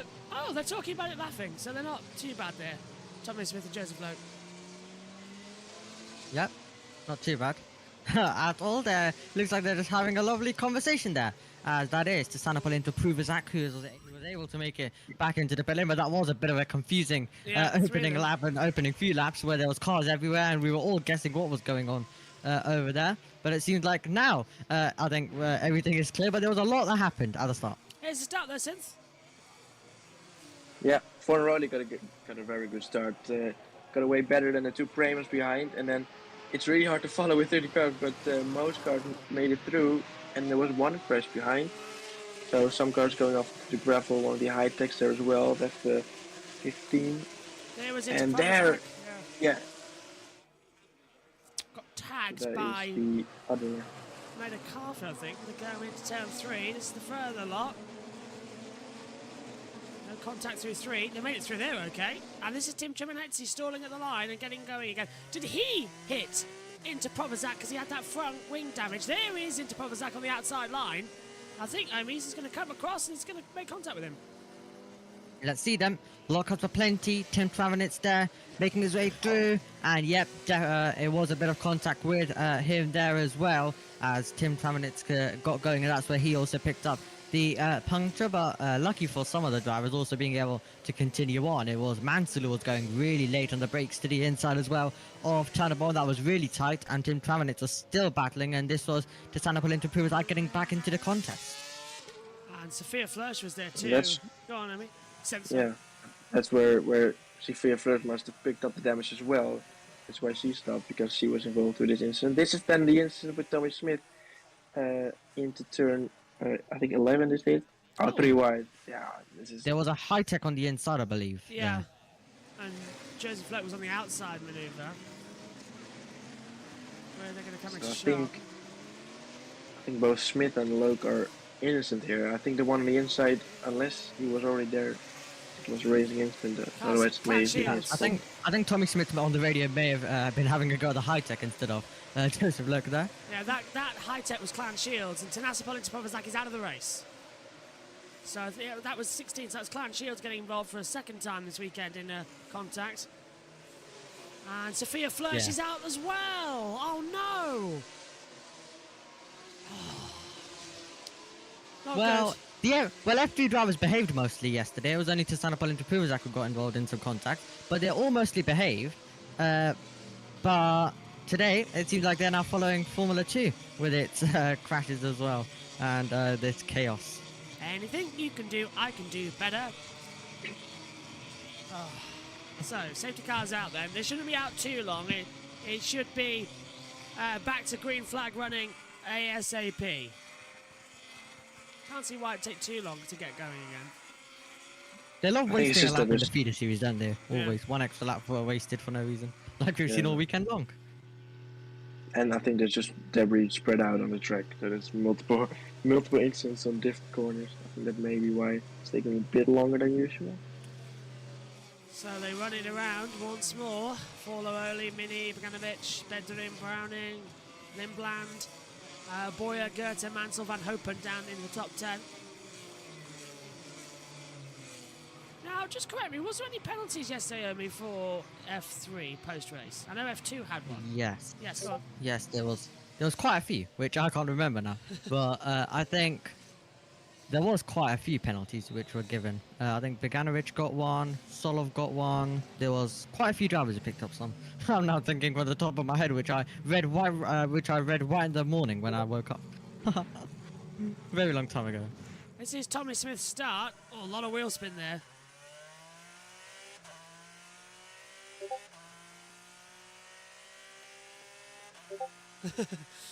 Yeah, that's just having what we're seeing there. Jackson and Tom and Josh are planning their qualifying coverage. This is on Tommy Smith at the start. Got really lucky actually to get not involved with anything, and then he gets hit off by Clan Shields. And gets Joseph Loke out too. Really annoying segment of the racing there. As we wait for the restart procedure, they've just started another lap. On to lap 5 now, completed 4 of the 23. Yep, so Beganovic got one. You had Stuka picking up one as well. You had Nikita Bedrin given one. Tommy Smith was given one. So yeah, those are a few of the drivers that were given some. This is on board with Beganovic. Had a great launch and effectively. Mini did not, but in the second phase, Mini was able to have the inside line. Beganovic did try to go around the outside, but it didn't work out. This is Mansell's start from P9. It really got a launch on. Down towards turn 1 and was avoiding all the contact going in the pit lane. Oh, when he look, this is Mansell at the inside of the 25, and he got so close to wiping everybody else out. He got really close, didn't he? Really tight to the inside there, getting on the brakes, and you could see him absolutely throwing a nose in there, but that was incredibly close as well then, as he was battling it out with everyone on this opening lap of the race. Boyle locked up slightly. Now they're going to wait together and hopefully not have too much of a problem. On board with Tim Chiminazzi. This again is Tim Tremor to start. You can see this is really just a racing incident. I don't think anyone's going to get a penalty for this one. It's quite unlucky. That gives us a new angle. Chiminazzi hit into Poposak, and then into Poposak hit Sophia Flörsch. Sophia Flörsch had weird suspension damage. That's why she's out of the race. Okay. Yeah. Explains a lot, to be fair. I was wondering why she was out. Safety cars coming in this lap. We're going back to green flag running. Yes. Woohoo. We've got 33 laps to go. Lindblad into Poposak incident for turn 1 is under investigation. Has been noted. What? Well, they've got that wrong. It's not Lindblad. If it was Lindblad, how the hell did Lindblad do that then? Come on, race control. Yeah, Lindblad was able to make a lot of positions. The top 5 remained the same off the starting grid, but let's see if that's about to change as we're about to go racing once again, with Fornaroli leading the 2 Primers. And how much is Mini going to put pedal to the metal to try and get through? He's going to launch him out of the last 2 corners. Now, is Fornaroli going to be smart here and lead them up towards the line? No, he's going to get ready. Oh, he tried to catch Mini out there. He's backed them up way too much, though. Out of the last car, now he bunts it. Here we go in towards the turn 13 and 14 complex, the last 2. Fornaroli will have that inside line. There's the control line to give us a safety car delta point. Out of the last corner, no overtaking to the start line. And we are racing once more here in Australia. And Fornaroli already looking in his rear left mirror as we see Browning trying to go around the outside of Bedrin as well. Lindblad is in there trying to have a bit of an attack as well. Wirtz under pressure as well. And look at this.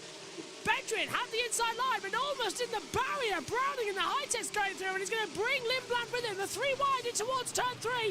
And late on the brakes, Bedrin's going to be on the outside. Browning's going to force him off wide, and can Lindblad throw back through? Yes, he can. Bedrin drops down 2 places. Here comes Boyer and Goethe into the mix as well. Fabulous restart from Browning, but the top 3 have already escaped up the road.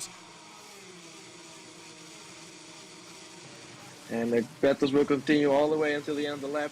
I think through this part it's really difficult to overtake. So far they're now hanging behind, but I think on the way towards turn 9 we will see a move, and otherwise turn 11 for sure. Let's hope it won't end up like it did with Thomas Smith and Lowe. Let's see what's going to happen here. Trying to come through on the inside and become the outside. Oh, yeah. Boys, almost in the wall. No. He's keeping. Oh, hang on. Oh. That was Wirtz and Mansell, and Stanshaw's gone off, and then we're coming through on the inside line as well. Here comes Mansell. Mansell going for a run on Van Hopen as well, side by side towards the braking zone. I think 3 wide. I think Wirtz is there too. They're 4 wide. 4 wide into turn 11. Did they make it through there? Yes, they did. Mansell is ahead of Van Hopen. Then Wirtz, Stanshaw getting involved, but how long for? Stanshaw's round the outside, and they're making contact. And up the inside. Well, this is just chaos. Try and keep an eye on what's happening there as well. And we've got 3 cars side by side. There's contact in the mid-pack as well. It's Montoya in trouble. That's Dunn being past, Dufek making his way through as well as you have Tim Traminitz getting his way past Cian, Shields as well down through at the end of the lap, and they're all still trying to duck out of the slipstream and look for the opportunities. Now we're going to have DRS, so Mini's going to try and stay inside the DRS. So when we make our way towards turn 9 next time around, we're going to have DRS, and there's more battling behind now as well, as you see Goethe go defensive, and round the outside goes his teammate. That was a great move from Boyer as well. That was fantastic stuff. Goethe having the braveness to go around the outside. It was great defence, I meant to say, from Boyer. Goethe there was just like, bang, I'll go around the outside, and who cares what happens as we fly back into the rear of the track. No further incident for Metacalfu, Traminitzi, and Interpose for turn 1 collision. So they've deemed it racing incident. Yeah, I think I must agree with that one. Because it really was 3 wide racing incident in turn 1, but and we're side by side again. He's trying to come back at his teammate now. This is Wirtz and Van Hopen. Wirtz going to go right round the outside. Oh my word! And he's even drifting it. But Van Hopen's going to have the better exit with DRS as well. And here comes Steinshaw is going to go 3 wide. Steinshaw's on the outside line into the middle and further up the track as well. We've got Boyer under attack, and that's Goethe trying to pass Bedrin. Boyer's under attack further back as well from Mansell. And oh wow, you can't keep off with this. And there's an MP. That's yeah, it's on the inside line, and it's trying to hold off as well from Dufek. Now it's this is just crazy. Off the track, contact. Contact. Montoya with surely a broken suspension. Esterson in trouble. Stencher as well. Was Stencher going off the track together with the Van Hopen Racing? So all moving to the right side just because they got damaged. It's still going side, but they're 3 wide. That's no, Leon squeezing done. Contact, this could be a big one if they don't miss it. Wow, trying and locking up massively into turn 1. That was Metacalfu. He's passed Leon. Oh, contact off the track. And Goethe goes wide and loses a handful of places. Oh, and off the track goes Boyer, his own teammate. And here comes Mansell. Veteran just fully pushed him off the track there. Dunes under investigation after the race for safety car infringement. Mansell's going to have a run here on Goethe, coming out of turn 8 down to turn 9 as well. Chasing for 8, Goethe's ahead, Boyer in 7th.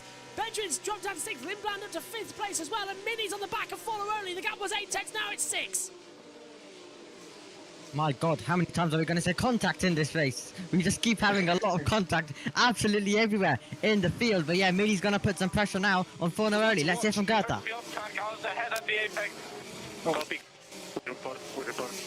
Montoya's passed Solov, and there goes on the inside. Wide on the curb. Well, I think, yeah, Boyer let him through there, I think, since Boyer let him through. But Solov, I think he made a mistake as well on the exit of turn 9 because he went on the curb very much. Oh, and contact with front wing. Yeah, wing damage now for Noel Leon. And I think a puncture as well coming for Santiago Ramos. Yep, rear left puncture. Yeah, go back to the pit lane now. Oh my word. Again contact. Running out of adjectives. Top 3, look that. Bedrin's caught up to the back of Mini as well. Browning and Lindblad are just playing tailgate. Montoya passes Van Hopen. There it is further back.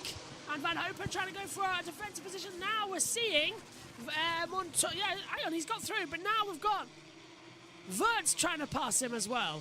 And Esterson's in there. Where did Esterson come from in the Genza? Yeah, Max Esterson arriving on the scene as well. But disappointment for Ramos. A lot of changes as, of course, the tyre has been changed now and he's got back going. And Fornaroli still being put under pressure by Mini, who's 5 tenths away. Take a breath. Let's have a look at the replay. So this is the contact with the broken front wing. And that is going to be... this was... Yeah, Steinshaw. This was Steinshaw. Yeah. Just run it in deep, I think, from Steinshaw. Oh. they didn't get away with this. Well, he was race winning. Pushing off Leon. I praised him yesterday, the young Norwegian lad. And this was veteran.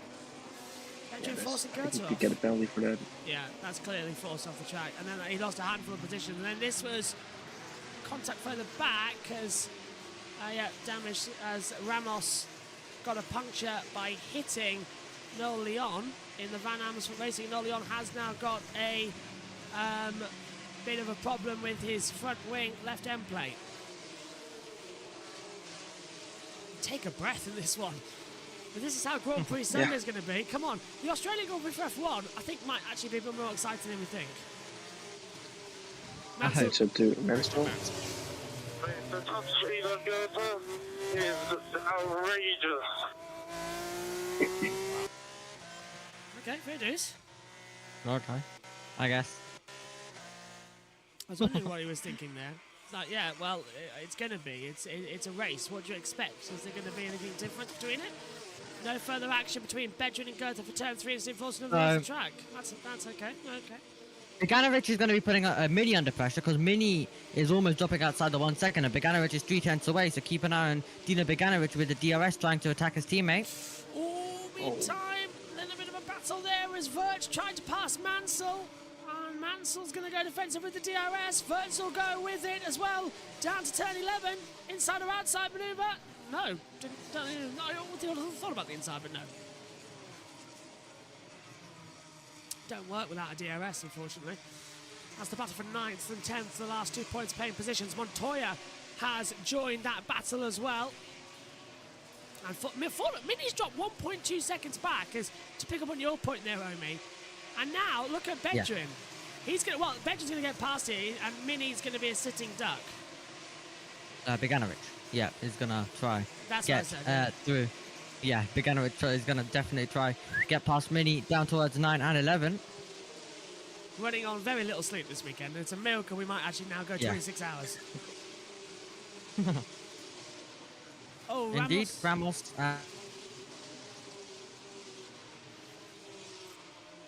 And Leon. There's a bit of lag on Omi's side there. As we come through once again. Charnes passed Leon in the back. Esterson started from 20th on the grid, so gained quite a lot and got a bit deep there. I think you get a battle here between the two teammates. I think this is Boya and Goethe. Oh, and further back as well, Montoya getting through, and there goes the two teammates, as you say, side by side, round the outside, and Boya passes Goethe, Mansell, Vert, Montoya in a battle, and I think as well, Vert has passed Mansell around the outside, but gets on the grass. That's going to lose him a couple of seconds, and there they go, 3 wide. He might just be able to defend from one of them, but maybe not 2. Round the outside, Mansell and Montoya. Mansell trying to pass Vert with Montoya behind him. Montoya gets the better exit, and this is great defending from Vert, who stays 9th despite running off the track twice. Oh my! And again, dirty tires, clearly. I was just still in front of those two guys. Yeah, Boya and Goethe still battling. Now we're going to see it, because now we've got Vert without a DRS, and through on the inside, Montoya takes 9th place into turn 1.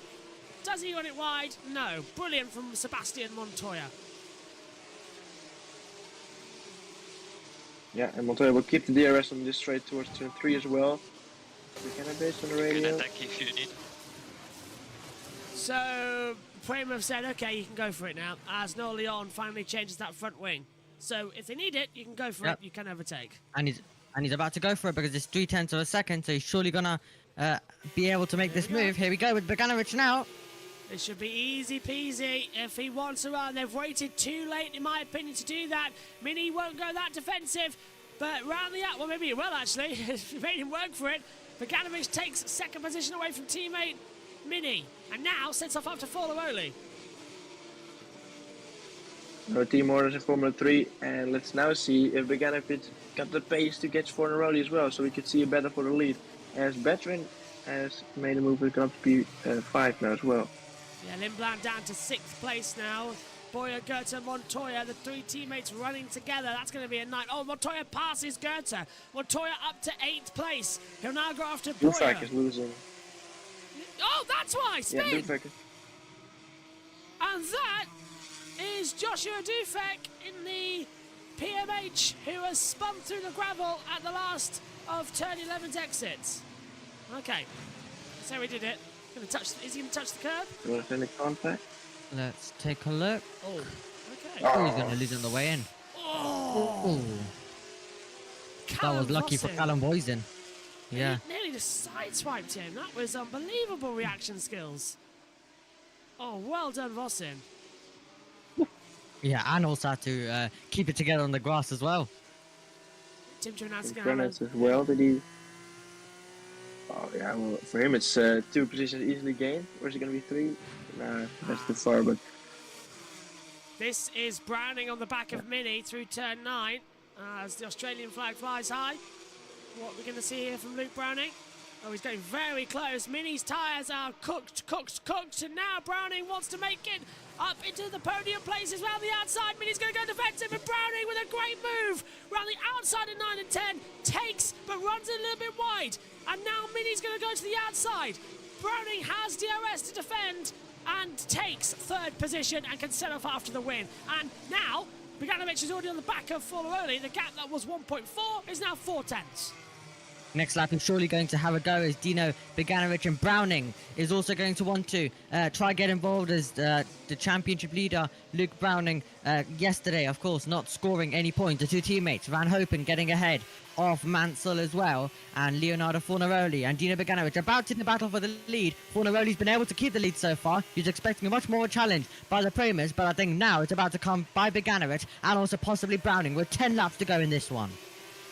Is he going to have that run with the DRS down to turn 3? 5th gear, maximum rev limit is approaching. Down in the brakes from 5th all the way to 2nd gear for turn 3. Forlaroli just controlling it. Beganovic starting to slide around out there as well. Bit overcast out there in Melbourne this morning, so there's no threat of rain for the Grand Prix later, but that would spice it up. Oh, Beganovic nearly in the wall! Oh. Pushing it to the limit. Santiago Ramos has got a penalty. Not really surprised, to be fair. 5 seconds. Here we go with Beganovic, though. This is going to be the run. On we go then, down towards turns 9 and 10. He'll reel him in, there's no DRS, so look at that. He's already getting understeer. Forlaroli's lifted off and practically allows Beganovic to go through. They've played DRS chicken because the detection zone was there, so Beganovic will have the DRS to attack and defend. And now Forlaroli loses the race lead. And Beganovic leads down under with 10 to go. Nice move there. That was a good one. Nice move indeed. Yeah. And everyone's watching on. See if Fornaroli now has got the pace to stay behind Beganovic and maybe retake the lead later on. I'm just keeping an eye on the weather, you know. If there's any rain incoming down there at Melbourne. They've got the wet tyres prepped in the pit lane. Don't usually see that this late in the weekend. I'm getting it's 14 degrees. No sign of rain. And it should be sunny, but it's clearly not sunny. Boyer and Montoya battling down now with Bedrin. And Bedrin will try and go defensive, but he's got both of these 2 very fast cars behind him. And Montoya's going to have a go on Boyer, and he'll even try for Bedrin if he can. Boyer goes defensive. Montoya looks around the outside, almost in the wall, gets on the dirt. He is his father's son, I can say that much. Montoya going for every manoeuvre he can. Every time I watch him, it reminds me of his dad. He's got the same racecraft. Any chance of an overtake, you go for it. Mansell's doing the same thing, though. Mansell gets ahead of teammate Van Hopen. Okay, regroup. Perfect stuff there, and both ARTs battling quite a bit. Dunn looking close to make a move on Martinez, then Sean. Boyer looking close to make a move on Bedrin, and his teammate and his teammate Montoya is waiting in behind as well. Round the outside, this is where Boyer's going to make it. Montoya's going to make it 2 into 1 if he can try. That's not wise. Wait for the next DRS run. Boyer can now hold him up. Bedrin's going to lose out a couple of places. Here comes Montoya. DRS open. inside line, into turn 11, late on the brakes, and that wasn't even defensible from Bedrin. Montoya had that position way, way too soon, and now here comes Wirtz. Well, he was really going for it, isn't he? As well. Wirtz! He's through! And lock up for Montoya! Well, Wirtz and Montoya have been working together this weekend. A lot. Oh, then Sean dropping down the order.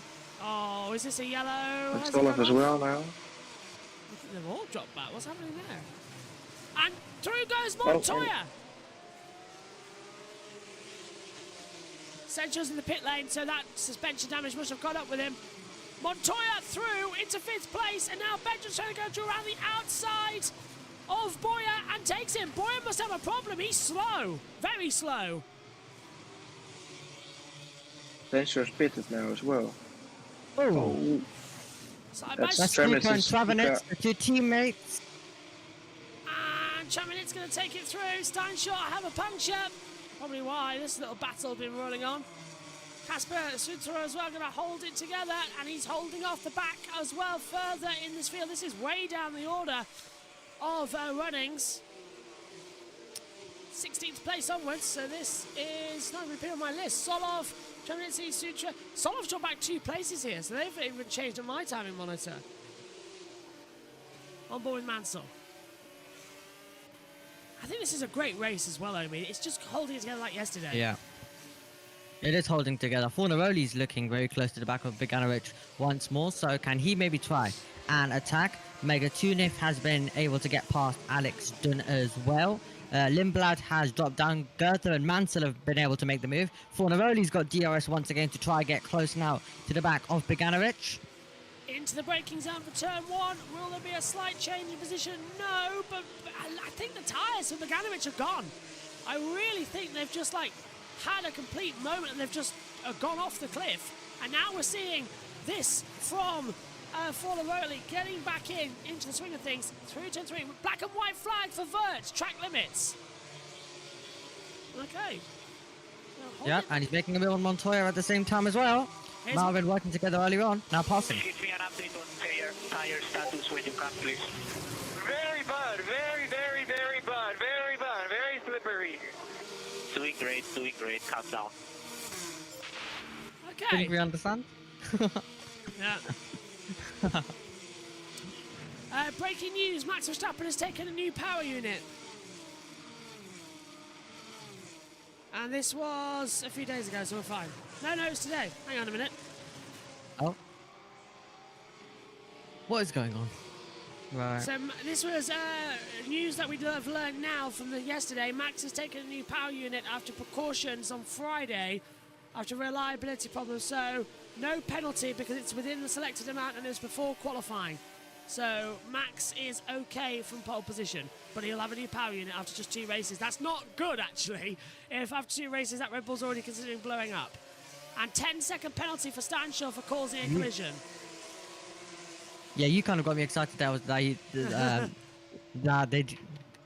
they basically just did it now. You kind of got me excited that you would get a penalty. I was thinking the same thing. Fornaroli is right on the back of Beganovic. He's really applying the pressure, and Luke Browning's also going to be in this party very, very shortly. We're about to do battle for the lead once more, and Fornaroli allowed Beganovic to, but that was a bit too simple for a Formula 3 pass. He knows that he's going to have a chance to fight back, like Goethe's fighting to the inside of Bedouin. Now down to turn number 1. Can he outbrake his rival? Bedouin is going to back out of that one, and Goethe is going to be allowed through.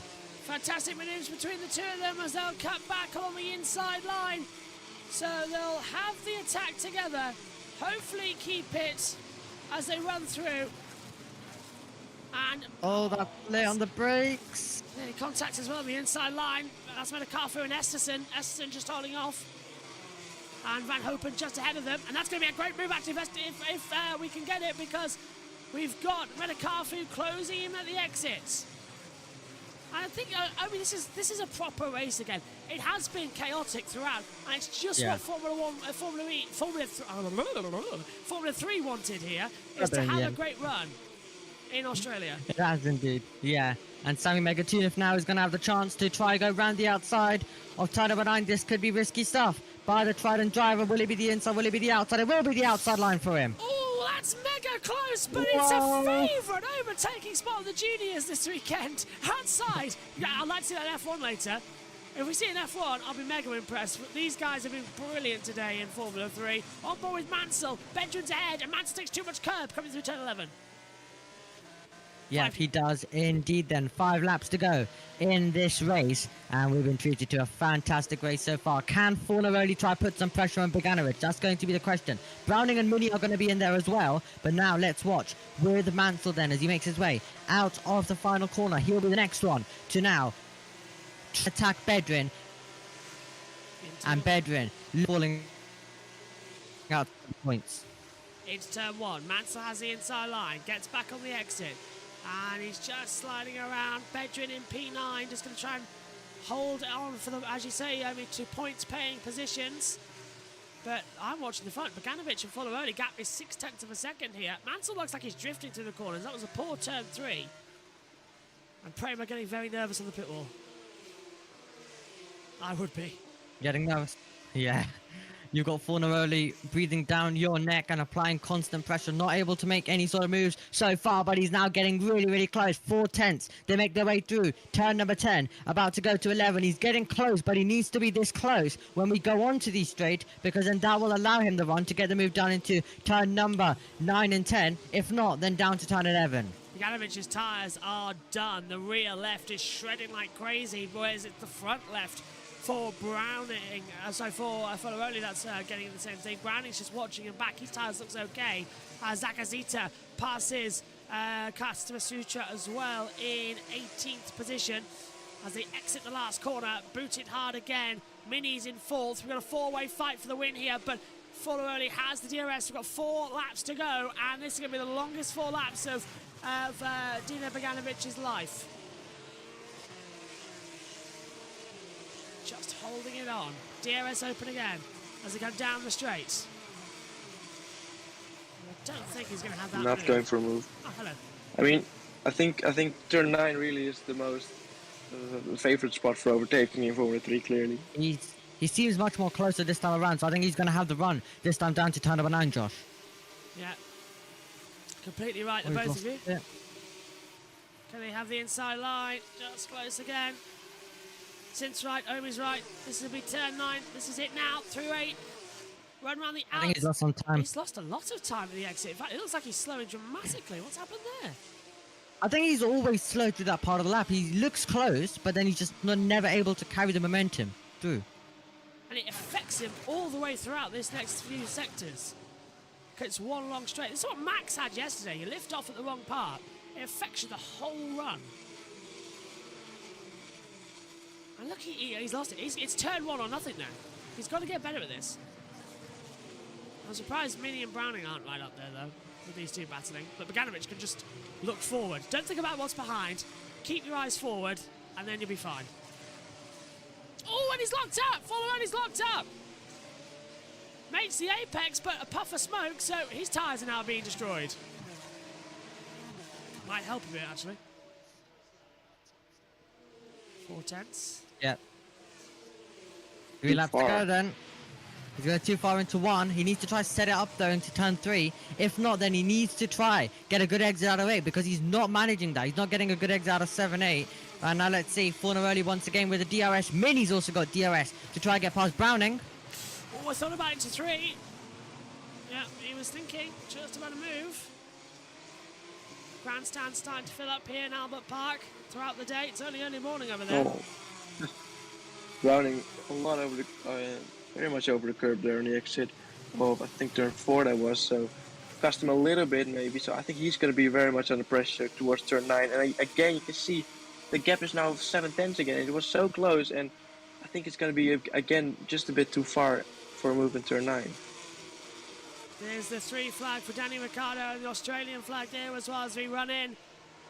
Bit of sunshine breaking through now down turn 9. There's Gabriel Mini right in the back of Browning. 2/10 the gap between them. Bogdanovic and Follow-Only is 0.4 of a second, so they might have the opportunity here, at least for Mini. As race control Montoya and Steinshore for forcing another driver off the track is under investigation. It's been noted by the stewards as well. Mini can't get ahead of Browning. We're going to go to 2 laps to go with 2 separate battles for the podium places. Victory in 1-2 and the podium with 3 and 4. Wow, this is going to be incredible, but Fornaroli really needs to try and get a good exit, or because he's not really being close enough into turn number 1 and 3. Seems much more further back this time around anyway, as we go on to these 3, but he needs to try and maintain the gap, the 4/10, 3/10 gap that he leaves turn number 3 with. He needs to maintain it to the next few corners if he wants to try to take this down towards 9, because that is going to be his best overtaking opportunity. Oh, and a big slide from Gabriel Mini coming out of turn 1 on the rear left. 2 to go, and I think this might be the running order, you know. I don't think Follow-Only's got enough tyre life to get through. Okay, we can live with that. What a weird... Yeah, well, it just takes one mistake from Bogdanovic and it's done for him. But you can see how much time he loses to this section. Now it's gone up even more, 8/10, nearly 9/10. And they haven't even exited this corner yet, where he loses even more time. There you go. Yeah, He lost even more time. Gone, oh my god. Seconds, 4/10. Yeah, that's unbelievable. And here comes Mini. He's got the slipstream to Browning, and he's going to get through here with ease. Round the outside, DRS is activated. This will be a hard stopper, and Mini goes through and takes 3rd position. Can he get Follow-Only in time? Because he's stopped. He's 1.1 seconds back. Okay. Yeah, Mini will have the DRS in this part as well. It'll get closer, but it's going to be 1 lap. You'll need a mistake by Fornaroli if he Yeah. wants to take that podium, if he wants to take 2nd. Yeah.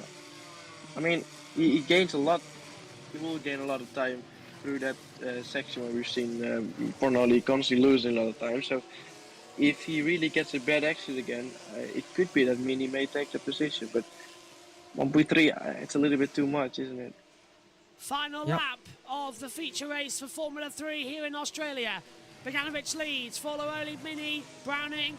They're in the battle, but they're all now separated by a second. Bogdanovic has found some extra pace, whilst Follow-Only's just been dropping back after a lock-up and the tyre's just gone. I think that might be the running order, you know, chaps. I think this is it. It'll only change if there's a mistake from here in the top 4 places. The top 8, the top 8 really secure at this rate, unless Bedouin can really put some pressure. It's up for grabs for Lindblad though, as he wants to try to take the final points. Paying positions, he's right on the back of Mansell, so that will be something that we can look forward to right at the end of this race. Just causing a little bit there on the back straight into turn 9 and 10. I think we might have the ending that we all expected. Bedouin will have a victory once again. He's sliding around through 9 and 10. He's got 1.4 seconds to Follow-Only. Bogdanovic is going to have an advantage in the championship now as well, which is something we didn't expect to see, but he's going to be very delighted to see. Prema will be on top once more, and Mini in 3rd place as well will get them a lot of opportunities going forward. What a race weekend we've had here in Australia. Formula 3 proving that it's worth the early start in Europe to watch. Dino Bogdanovic exits the last corner. We thought he was gone. The checker flag falls. Bogdanovic is brilliantly winning the feature race in Melbourne.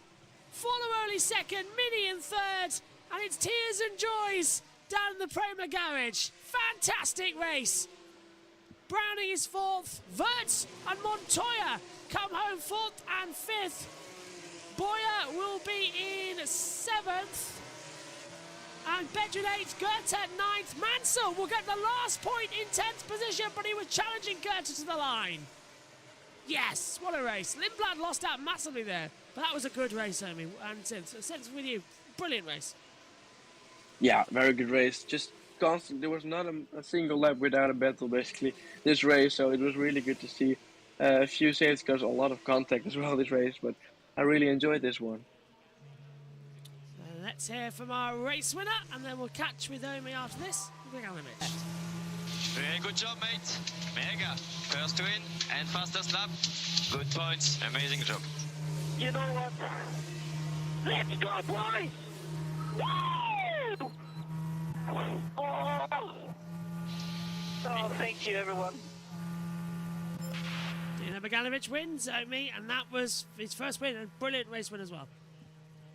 Indeed, that's one Primo. That's one. We have a Primo starting on the front row with Kimi Antonelli. Can he try and take victory? Is going to be a really hard task for him in the F2. Coming up later on, we've got quite a while, more longer than usual as well when we have the F3, F2. Let's take a quick hear from Formula. Dai, bravo, hai fatto una bella gara, bravissimo. Yeah, very good, very good. Yeah, long gap, isn't it? Yeah, compared to like the other Sundays that we have with the F3, F2 feature race. So a lot of time to stay awake and not long enough to have a sleep either. So it's a bit so it's a bit of an annoying one. It's a bit of an annoying gap. You're not able to get some sleep, but you're not really. But it's also very, very long, and you get bored. But this race definitely didn't bore us. It gave us something to look forward to on every lap. It was action-packed all the way throughout. And congratulations to Dino Beganovic, who really wanted to start the season off in this style, but he's finally getting his moment here in the feature race in Australia. Let's hear from him again. Mega job. You did a mega race, mega management. We did it together. Thank you, everyone. Thank you, boys. Let's catch up with the World Free and see what they thought of the young race. With a future in driving and PR. Dino Beganovic knows exactly how to keep the team around him. So important when you take a victory away to include the team in the feeling, the sensation, and no doubt they will be included and impressed by what was an incredible drive. Yeah, great stuff from Dino, likewise from the Alpine Academy driver Gabriele Mini, 2 Prema Racing cars on the podium. It's the Ferrari Driver Academy member on the top step though. Dino's had such a tough start to the season, penalties, mechanical issues as well, putting him outside the points in all the races so far, but now he comes back to really kickstart his season with the maximum point score, 26 points scored in this race, and that will fire him up the standings to really kickstart his season. And Dino Beganovic now has become a firm contender in this title race with one very, very controlled performance, Alex. Yeah, he really has. And it's a great day for him after, you know, finished in the points yesterday, finished 6th yesterday on the road, and then was demoted outside the points. So he will have been desperate to take points home today. Beganovic hasn't been the ideal start of the season for him. Came into this weekend 17th in the championship on 2 points only, but now vaulting up the standings, and as you correctly say, Chris, right into contention, given the car he's got underneath him and the quality. He is behind the wheel with a long way still to go in the championship, presenting himself as a championship rival, certainly at this stage. Dino Beganovic climbs out the car. He can officially call himself a winner in FIA Formula 3. History is made. The Swedish flag is put on the top step of the podium in Formula 3. What a moment for Dino Beganovic. And what a moment for the Prema Racing team and the Ferrari Driver Academy as well. Superb stuff all round for everyone down there in the pit lane. That's come after a lot of hard work and a lot of heartbreak this season as well. But that'll make everything taste even more sweeter when he gets onto the podium. Leo Fornaroli, great points on the board. Maybe not the top step, but his time to get on that top step with drives like he's been doing today will certainly come, and he keeps himself a big contender in this championship. Great moments of Dino celebrating with his family there. What a moment for Dino, his family and his team as well. So special for him, and what a venue to do it at as well, here at Albert Park. Always such a big crowd, and we're expecting record crowds today. I'm sure they would have enjoyed that one. Absolutely so. Good day as well for Mini. Continues to convert into good points, came in 7th in the championship, and will be continuing to build his championship challenge, the Alpine Academy driver, off the basis of that.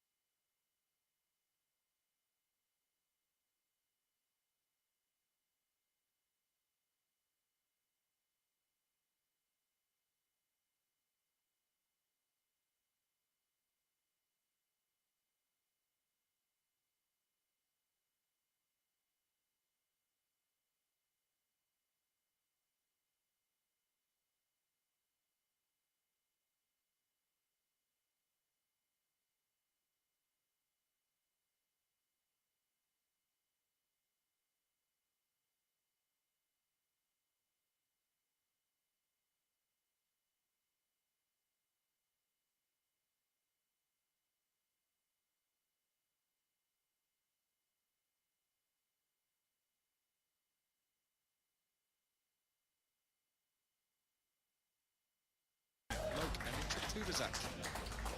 There goes Dino Beganovic now making his way around to the podium, and these will be very special moments for all three of those drivers, but particularly that man there. Yeah, up there in front of a Grand Prix Sunday crowd. Doesn't get much better than that for these young drivers. Their first foray into racing on what is an F1 weekend. It's a different thing. Track furniture, different. Attention, different. You feel the cameras that are trained on you from so many locations suddenly as you drive around the racetrack, and it's a special moment for the drivers, getting everything that is involved in these Formula One weekends, from the management of the processes, the tyre management, the management of the team, understanding of their environment.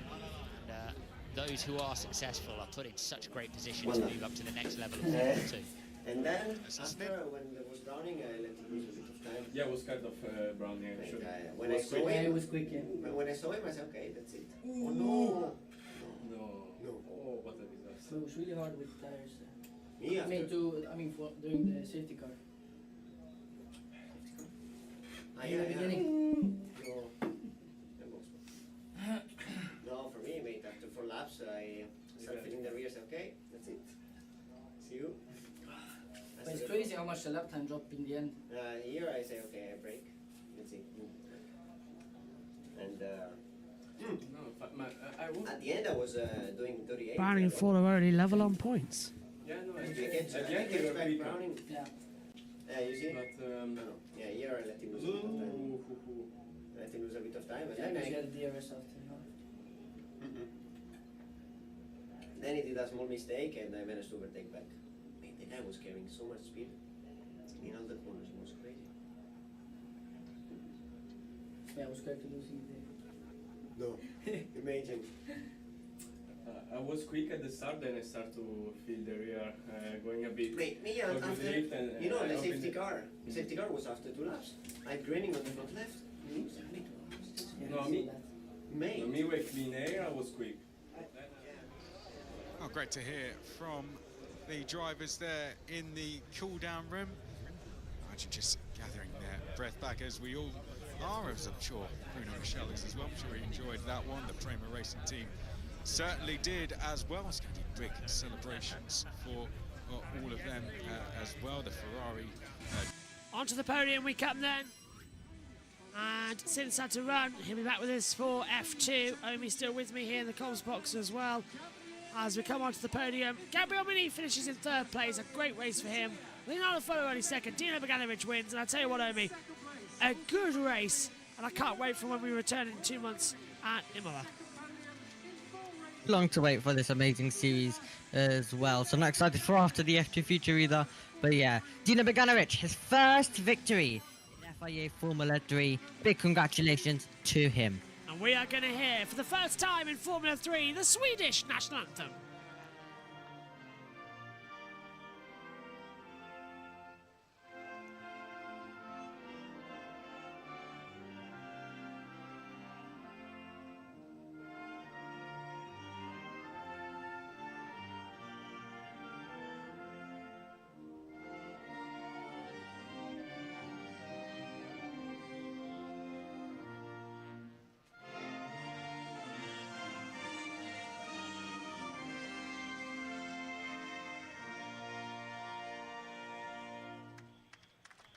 The Swedish national anthem for the first time in Formula 3 for Dino Beganovic. It was quick.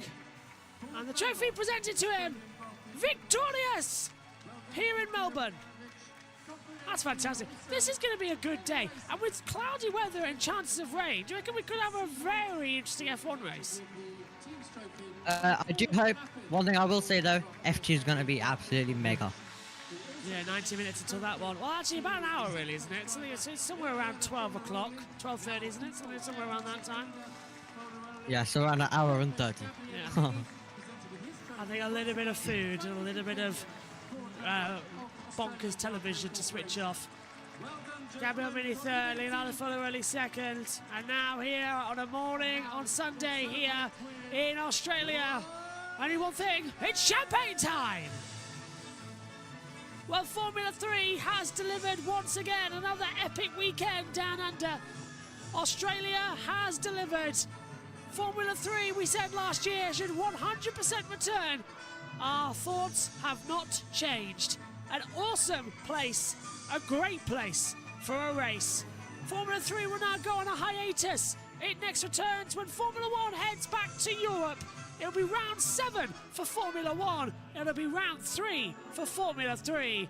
The Emilia-Romagna Grand Prix at the Autodromo Enzo and Dino Ferrari, more commonly known to you and me as Imola.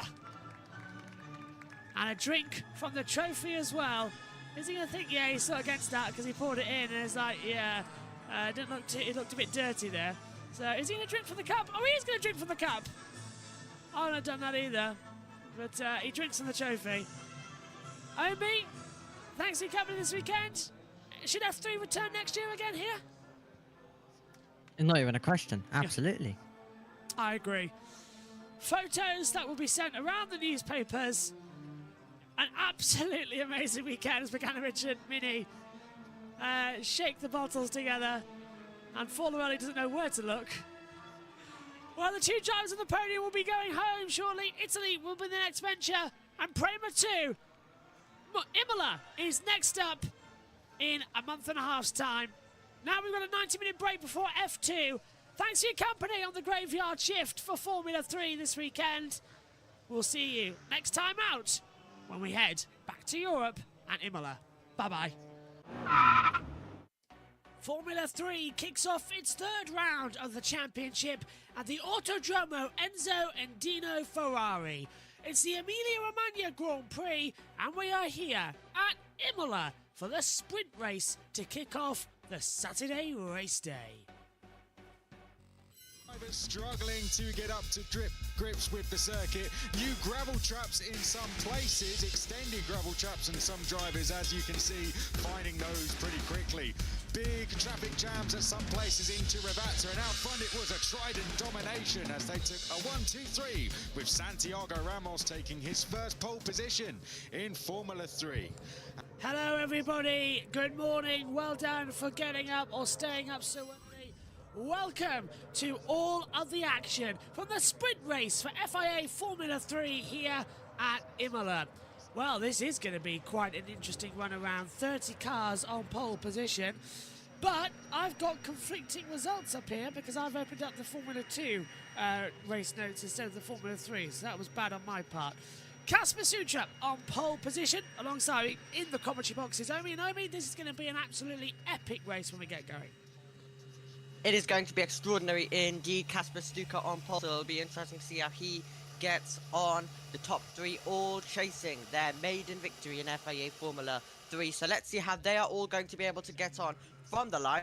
And last time we came here in 2022, it was absolute chaos. We had plenty of action, we had so much chaos, and we had contact, a major contact, on the last lap in both the sprint and the feature. So Imola for Formula 3 has it all. Let's find out how this one is going to go then. 18 laps ahead of us for this race, and then they'll hurtle into the feature tomorrow. This is how they line up on the grid then, full grid alongside us. Pole position for Kasper Sutra, Noel Leon alongside him on the front row. Tim Triminazzi starts third, and Luke Browning lines up fourth on the grid. It's P5 as well for Lawrence Van Hopen. Ollie Goethe starts in 6th position. Gabriel Mini has 7th. Dino Bogdanovic is in 8th place. Arvid Lindblad is up to 9th as well. Sami Metakafu starts in 10th. Leonardo Forlaroli is in 11th. Santiago Ramos lines up 12th on the grid. Nikita Bedrin is 13th with Christian Mansell in 14th. Mateus Zagazita is in 15th. Martinez Steinshaw is 16th. Nikola Solov is in 17th place. Charlie Wirtz 18th. Sophia Flörsch takes up P19 as well, one of her best qualifyings of the season. And Joseph Loke starts in 20th. 21st for Max Estersen. Callum Vossin put it in the gravel and has a penalty for causing the red flag. He's down in 22nd. Sebastian Montoya is 23rd. Clan Shields is in 24th. Tommy Smith, 25th. Peter Wisnicki is 26th. Marie Boyer, 27th. Joshua Dusvek is in 28th position. Tanasapol Interprovazak is 29th. And Alexander Dune starts last in 30th. should be only an interesting grid as well, especially with some key players that we've seen in the early stages of this season starting right towards the back. Yeah, it was a disappointment actually for Alex Dunn. He got disqualified from qualifying. So both McLaren newly signed juniors to their academy haven't had the best start to life in the papaya colours in their Formula 3 cars as well. So Dunn is going to have to try fight his way through. Stenchon didn't have the best qualifying either, so he'll be trying to make up some overtakes from P16. But Kasper Stuka on pole, he'll be hoping that he stays there, but it is a long run down to the Tamburello chicane. So we're first we're going to get the formation lap underway right about now in a couple of time. But the race start is going to be very, very exciting to see whether Kasper Stuka can hold on, and then after that, can he pull 1 second gap to the drivers that have, because the gravel is close. And they've added gravel as well this season, so we've got changes to the circuit at several parts. Just to give you information about where those are. Widening of the white line at the following sections of the track at turn 6, 9 to 10, 12 exit, 14 apex, 15 exit, 17 exit, 18 exit, but new double curb installed at turn 2 on the left hand side, new double curb at turn 3 on the right hand side, curb double on the left hand side at turn 4 and left hand side at turn 5, and right hand side double curb at turn 6. At the beginning of the curb in turn 6 on the right hand side, asphalt patch has been installed to remove the stop between the curb and the verge. Between turns 7 and 8, on the right-hand side, 2 drain covers have been replaced with a French drain. New double curb installed at turn 9 on the left-hand side. Reduction of the asphalt runoff at the exit of turn 9 as well on the right-hand side. New double curbs on the right-hand side at turn 11 and 12. Reduction of the asphalt as well between turn 12 and 13. That's the addition of the gravel going in. New double curb on the right-hand side at turn 15. And a reduction of the asphalt in the runoff area. Again, gravel going in as one of the AIX cars has stalled on the grid. Wouldn't be surprised if that is at the back as well. It's here from the top. I hope it's going to be boring and I will just drive away at the front. No, I'm kidding. But I think important will be a good start for sure. I think when you start from the top 3, you know, you always aim for a win. And I think this is our target as well.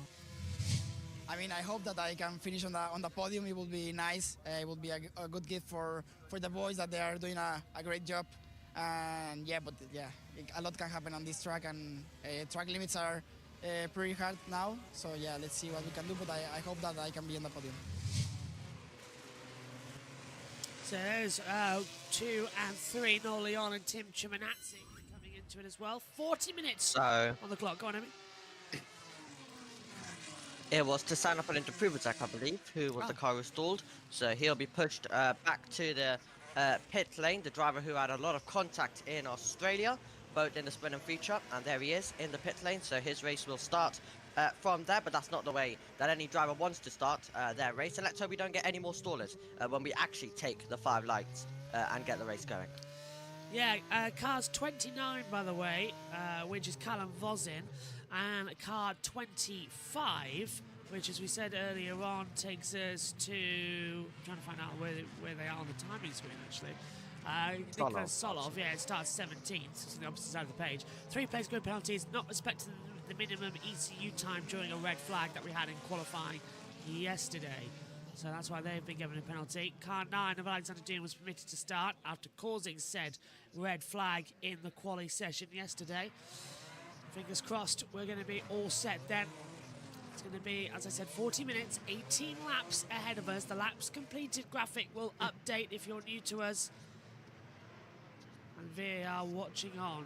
Heart rate starting here. They haven't raced here in 2 seasons, and some of these guys have never raced here at Imola. Yeah, absolutely as well. So this is going to be exciting stuff when we do get going to see how this one is going to play out. You're going to have 3 drivers eager to fight it out at the front of the field. Other drivers also trying to find their way through. Tridents looked mega quick yesterday. What are they going to be able to do? Prema, another Italian team, they will be looking to try up to the field as well. There will be so many drivers in contention for this one. It could be a wide open sprint race with also safety cars getting involved, but the final few cars getting into position. Sucha on the right hand side of the screen, Leon on the left, Chimanazzi behind, then Browning. Van Hopen rounds out the top 5. The Tifosi are in early this morning as they line up at the back. We look to the 5 red lights The entire field now in position. Into Promosac, into the pit lane. Alexander Doon lines up in the back. Green flag. Eyes with the lights. 2, 3, 4, 5. Lights out, race on. Good start from Sucha. Good start from Leon. Chiminazzi's going to have to cut across. Bad start from Luke Browning. He's got Van Hopen right behind him. But what a start from Sucha. Leon's going to try and go around the outside, though. Coming in towards Tamburello. 3 wide, further back. Into the braking zone of the chicane. They've got to be careful. And into the lead of the race goes No Leon. He's gone right round the outside of Casper Sucha. Into Tamburello. Down towards the Villeneuve chicane. Already the Chinese still get heat in the tyres as they come into the braking zone. Coming round the outside there. Nikita Bedrin trying to have an attack as they go through Villeneuve chicane. They're 3 wide, sometimes 2 wide. There's a yellow flag, and that's why. Car off into the gravel. Can't tell who it is. That'll be a safety car. And I think it's Mari Boyer who's dropped down to 29th position on board with Folaroli. But Omi, that'll be a safety car, has to be. Absolutely as well. The two teammates battling for second place. Really close between the two Red Bull juniors as they make their way through. But yes, Fornaroli was trying to make a move and they're all still battling as we go down to the safety car. Akraminarali corner. Safety car's out. Yep, there's the safety car. Had to be with a car beached in the gravel trap. Well, that's unfortunate, I'm afraid. Track temperature 42.8 degrees. Mari Boyer, Polly? Yeah, it is Mari Boyer. Now dropped down to 30th as into Poppers. That's gone through. Rear wheels still spinning as he's getting out of the car. Now, that is because the Formula 3 cars are rear wheel driven, and if you hit the throttle and it's beached, it'll just continue to roll, even when you've pushed off the accelerator and even pressed the brake. It'll just continue to roll because it's a front wheel brake car, not a rear wheel brake, so that's why we're having a bit of a problem there. So the engine's shut off. It's just that the retardation of energy keeps on going towards the back. So Noel Leon then took the lead. Brilliant from him, going right round the outside. Chiminazzi's up, and what's happened is Kacper Sucha's timing's gone because he's dropped down into 4th position. Tim Chiminazzi and Ollie Goethe have got ahead as they come through. Bedrin's past Forlaroli. I'm not sure, as we see on board the safety car with Bert Mylander, I'm not sure if that's correct or not, but we will soon see.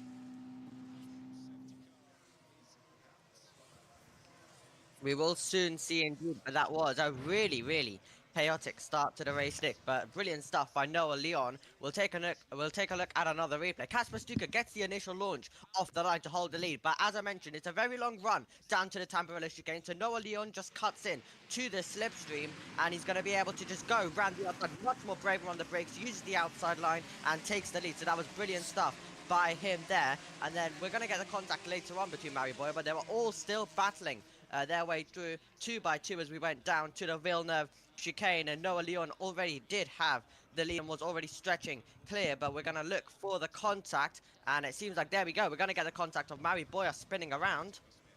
Yep, and just ends up in that gravel trap as well, and it's deep gravel here, so he's beached it immediately. Formula 1 cars struggled to get out a bit. Formula 3 don't stand a chance. On board with Charlie Wirtz. What a start from him in the Genza. Now the AIX car, sponsored livery. That was fantastic how he just jumped around the outside and then lifts off coming into the throttle braking zone. But yeah, not bad. Oh, and... Brilliant. Oh, that was brave stuff, especially as well against his teammate there. And then he was battling up against Nikola Solov. And then all the way around the outside, we see Sofia Flushko. There she is. Up now in the 21 car. Where is Sophia on the timing screen now? The battle. Yeah, then it was the battle of the road in motorsport. Round the outside goes Callum Voisin, so that was great stuff by him. And this is with Fornaroli. And they see up the inside. Oh, and he nearly lost his front wing. It's one of the Red Bull cars. So Fornaroli has, that was, I think, Nikita Bedrin and Santiago Ramos. And Santiago Ramos, of course, has pole position for the feature race tomorrow after taking it as well. This is on board Gabriel Mini, started in 8th position. Good start for him as well. This is his start then down towards the Tamburello, and then gaining all the way in the slipstream down to the Tamburello chicane. He has got Goethe ahead now. Beganovic ahead because he just stormed all the way around the outside. Then he has to get out of the throttle due to the van hampering a little bit on the power now. Has the slipstream on his team. Two teammates about to go wheel to wheel. No, Mini has a little look, but decides to sit behind. So let's see if there's anything into closer on the brakes. No. Boyer and Estersen's instant has been Safety car's noted. ending. Okay, we're going to go green this lap then. So it's Estersen who put, unfortunately, my Boyer into the barrier. Let's hear from Noel Leon, the race leader. Okay, mate. That was a good start. Good beginning. Means 50% already. Let's focus on this restart. Basically, don't screw it up.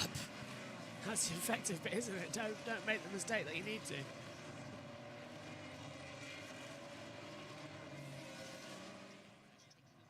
Yeah, absolutely. Don't screw it up, and you should be all good. Now, we've seen Zane Maloney here on the restart in Formula 3 in 2022 spin it. Now, this is fully dry, so no driver should be spinning it on the restart, we hope. As they come down then in towards the braking zone, we are going back to green flag conditions as they come down. So it's up to Noel Leon then to decide when he pushes it in towards Ravazza 1 and Ravazza 2. Just takes it back. This is Gabriel Mini, who's 8th place. He's hit it, the exit of Ravazza 2, and we are racing once more. And Noel Leon nearly puts it in the gravel as well as he tries to cut the toe to Tim Treminazzi in the MP. But in the Genza with Goethe, he's right there as well. Across the line we go. We are racing once more with 15 laps to go here at Imola. And Van Hopen's been passed by Beganovic, and now we're seeing on the inside line Luke Browning having a little look, but Van Hopen's up ahead, and now we're seeing Beganovic getting the cutback. Van Hopen is trying to go left, right and centre through the Tamburello chicane. Beganovic has the inside line, though, won't be down towards Villeneuve. Mini's got a great view of this. He has indeed, and Beganovic isn't able to find a way through. But what about on the traction as Van Hopen's one off wide? So one frame has got through, and Mini might also get through as well. Oh, it's 3 wide coming into Tozer. Mini gets forced wide and through. That's Metakafu going back through on the inside line as well. So that's all getting run out. Metakafu's down the inside line of Van Hopen coming into Piratella, and they nearly touched. Just kept it down into Aqua Minerale.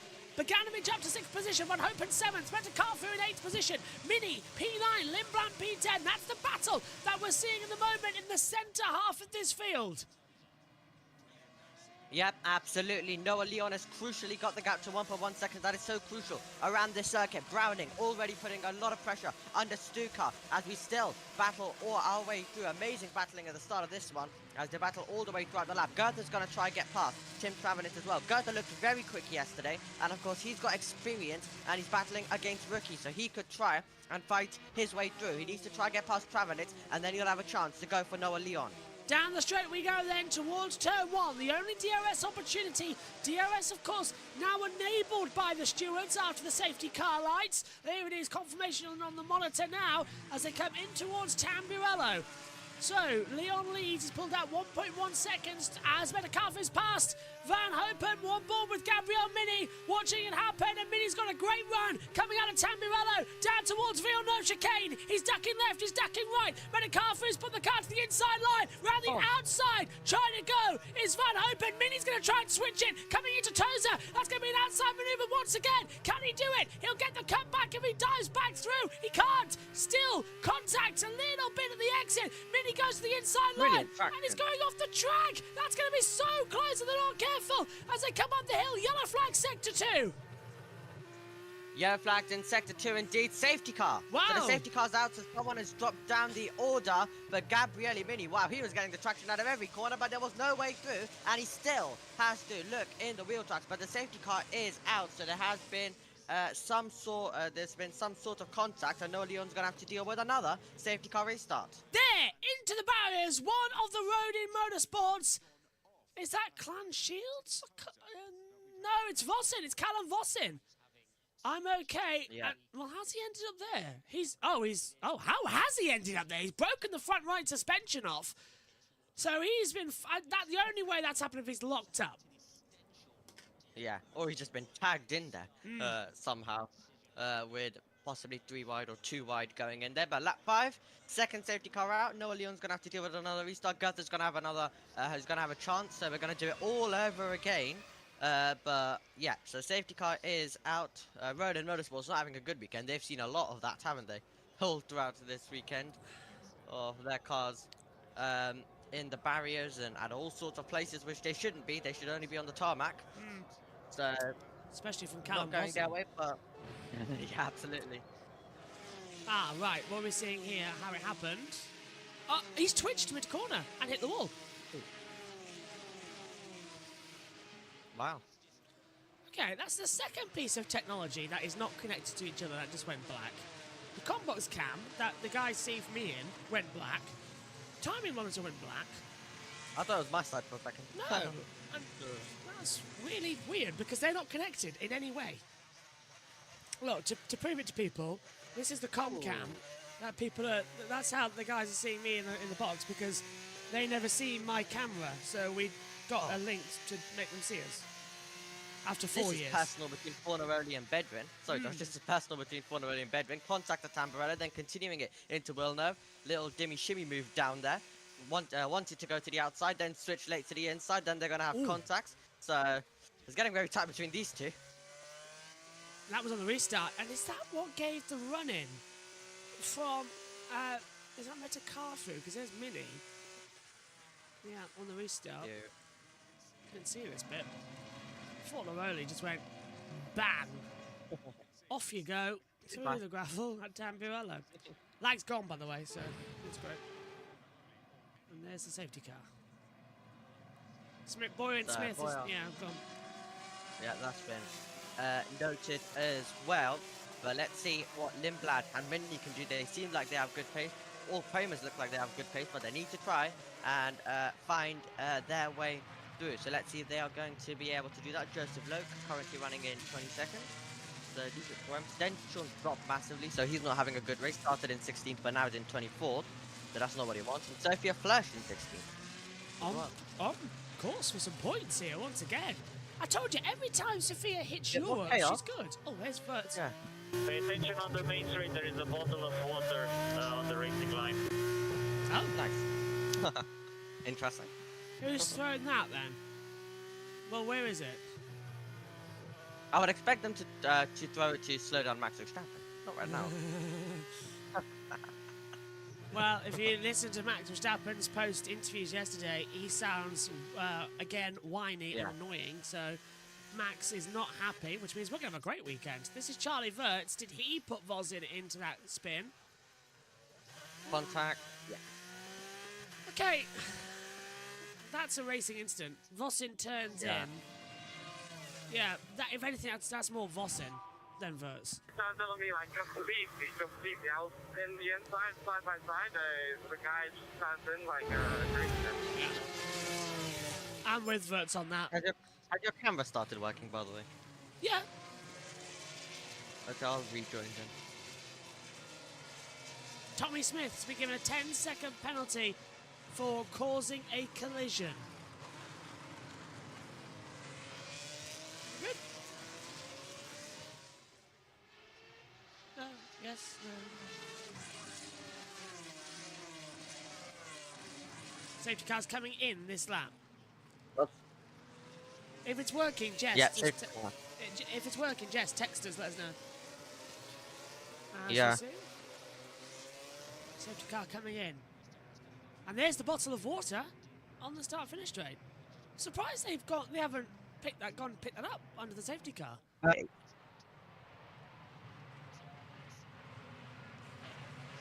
We'll have to go racing once again, but it isn't working, so you can put that out in a bit when we get a chance. Coming out of the last corner then, Noel Leon will give us the push. And we go! Waiting! Racing now! That was a very late restart for Noel Leon. Tim Trumanat is going to be right there, and everyone is now side by side as we head down towards Tamburello once more. This is going to be very careful. Voss's going to be on the outside. Look at that. Leon's going to go a little bit. Oh, big one there. Is that full of two cars off? Oh, that could have been close. Made a car through. has gone off. Somebody else as well flew off the road. That was a biggie. Safety car will come out for sure. I couldn't see if they hit the barriers. There was too much smoke. As off again goes one. Oh, well, I can't see that's the 19 going wide. Safety car will have to come out. I couldn't see if they hit the barriers there, Omi, but that was a biggie, the way that car just woof straight down the track. Yep, they're still all racing the Mini, trying to find a way through, but no Leon able to keep the lead. Oh. Safety car. Really aggressive right now. Safety car, understandably, is out, but the car was running also. Was contact at the beginning of that time. It seems like all hell broke loose when we went down there, and it is Sammy Megatunif who's out, and he does not like it. And he did not hit the barrier, which is the greatest news, because he just flew off down at Tamburello. And then there was another car that went straight off as well. Couldn't see who that was. So this is Gabriel Mini's on board as he comes into it then, Omi. Yep, let's see then. And, oh, contact up ahead there. I have restarted the Video Ninja. Oh, my word. The way he just logged off down the track was unbelievable. Let's have him in a car through now. Turns on the under braking. Luckily, the way the gravel is, and that across the track is the 31 of Joseph Loke almost went into him as well. So, yeah, Noel Leon might be a bit responsible there. The way he backed them up coming down the strap was not good. Also, meet your thing as well. I can hear you twice. Thanks. Brilliant. Okay, brilliant stuff then. There's And, Zagazeta yeah, that off. was Zagazeta being forced, as I mentioned. Right, safety car's out again. We've spent more laps under the safety car than anything else, so it's giving us a morning coffee, I suppose. This is a cup of tea, though. Verts and Vozin has been noted by the stewards for the incident down at Tosa. I guess that's kind of how a Formula 3 race goes sometimes. I remember Spa last year, where we only got like a few laps of running, and that was very, very chaotic, that one. Last year. Noah Leon, though, lots of pressure on him. He's got hits as well. They've got Goethe all over the back. Beganovic is coming as well. But the Premiums are getting in all sorts of squabbling absolutely everywhere right now. Some brawl. We are getting plenty of action when we are under green flag racing conditions, but it seems like we're getting a lot of safety cars at the same time. Jess says, I hope it's not like this for F2. We hope so too. I will, however, take a little seat. Just a little seat. It's a long day ahead of us. We've also got the IndyCar practice and the IndyCar qualifying to do. All the streams set up in the gap, because then for some reason they do way better. Let's hear from Lee Browning. Underway. Something hangs off the nose floor. I'm worried about it hitting me. This floor's broken at the back. It's a bit of the diffuser then, and that'll be obviously. Yeah, so that is off of Beganovic's car, and it's come off. It looks like attached to the rear wing. So as it's the diffuser part that sort of dangles down. So it should be okay.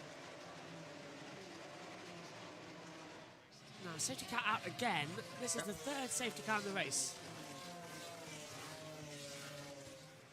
Yeah, Kimi Antonelli there watching on and hoping that he's able to have a good race later on today. Of course, him and Dirksen really, really impressive, especially Dirksen as well, because no one expected the AIX racing car to be up and put it up there, and he worst driver compared to Taylor Barnard, and that's the first sign he's shown. Some glimpses coming in of his pace as well, but right now in this Formula 3 field, it's all about how much overtaking can you make if you are starting from reverse grid from 10th after the reverse grid is applied for drivers like Santiago Ramos. Are they able to make their way up to the field? Right now they've basically stayed stable, and drivers like Fornelli have lost some positions as well. Megatunif is of course out, but to make their way up to the field, the Trident staying pretty stable. So let's see if we're going to get more overtaking, but they're not really getting many chances if the safety cars keep coming out in this one. We are just sort of in a holding pattern, aren't we? Waiting for them all to just decide whether you want to race or not. Come on, There we go, everyone. ending. Yes. Whoa. I give it a lap. One lap, and then the safety car will be out again. Yeah. Knowing Formula 3, they're going to crash into Tamburello again. I think it's going to be between the leaders this time. That's my prediction. Well, Leon does like to bring them back in different places, doesn't it? Safety car's in. Let's see what we have this time around then. Into Ravazza 1, and he's put it now. He's caught them napping. Into Ravazza 2, and we are racing once more here at Imola. What are we going to see down towards turn number 1 as the safety car peels in? Leon leads, Traminitzi, Goethe, Sutra, Boganovic with that flapping diffuser braking part as well. Van Hopen looking up there as well, trying to go around the outside of Browning, thinking about the move coming into Tamburello. There is moves further back actually as well as Dune passes Zagazita as well in 20th position. And it looks like that was a nice calm restart. I'm surprised. Side, Alex to make his way all the way to P90, but no, Leon, that's exactly what he needed to do. Do it at a different time, so no one is anticipating it. He was able to get the jump. He's got a 7 turns advantage. Now he's got to try break outside the 1 second, but they're all seeing calm restart as Mini continues his assault on Lawrence Van Hoopen. Into Aqua Minerale, moving up the track as well. A little bit of a jump over the curve there for Gabriel Mini as he comes to play into Variante Alta. A little bit of understeer as well coming into the braking zone. Has to correct. He's out to the back of Van Hopen. Leon has controlled this race beautifully. He's got the fast lap as well, although 1:34.241, but he's also on the restart lap pulled a 1.2 second lead, and he's just done another fastest lap, a 1:33.704. Martinez Steinshaw has been given a 5-second time penalty as well, presumably for causing a collision.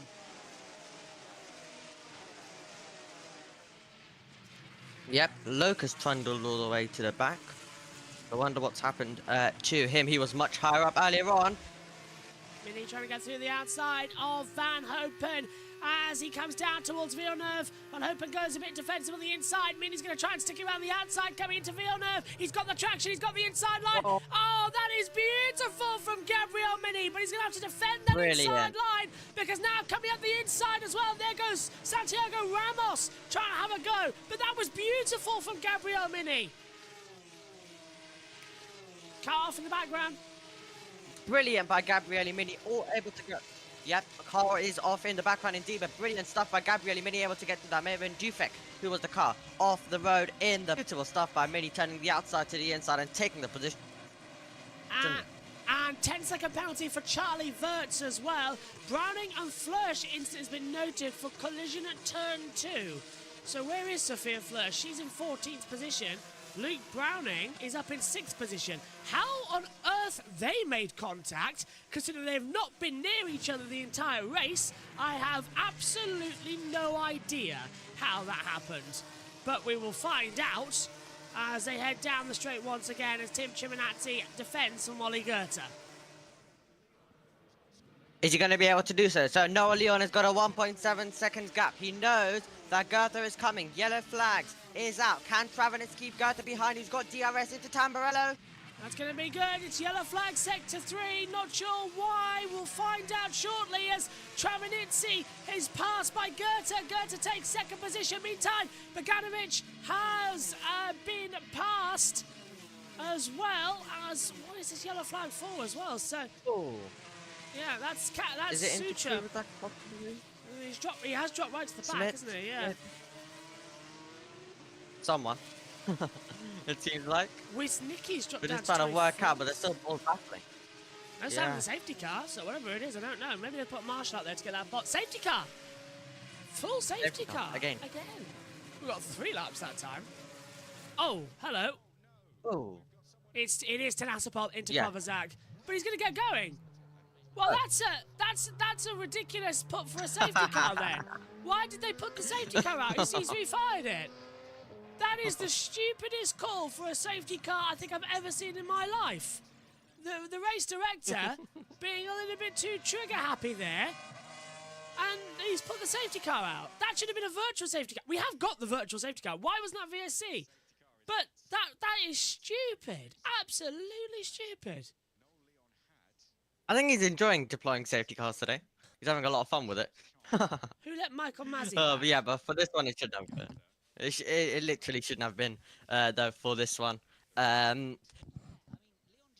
lot of the time, they just deploy virtuals first for about a few seconds, but right, that wasn't needed at all. So we're basically just wasting another lap of racing in a race that already cannot get running, and a race that probably that has about a 50-50 chance of leading to another safety car when this Gabriele Mini, this was him trying to go all the way around the outside, and this was an absolutely fantastic move by Gabriele Mini. Now got in the slipstream, and he was able to find a way to Laurent Van Hoopen, who goes to the inside, but Mini just all the way around the outside. Brilliant bravery, then gets it to the apex and is able to cut him off there. But that was super bravery to go all the way around the outside, because most of the time there could be contact through there, and then also the Trident also tried to get involved. But Noah Leon now may have a harder restart to come his way. That was Dufek off the road in the background, but Noah Leon may have a harder restart with Goethe this time, an experienced driver behind. Synthil said, my God, the amount of safety cars is crazy. It is. It is, yeah. I bet you're glad you're not here now for that one, Synth. And we'll hopefully see Synth again soon once everything is sorted. Everyone very busy at the moment with finals and exams. So that's why we're on a limited team strategy at the moment.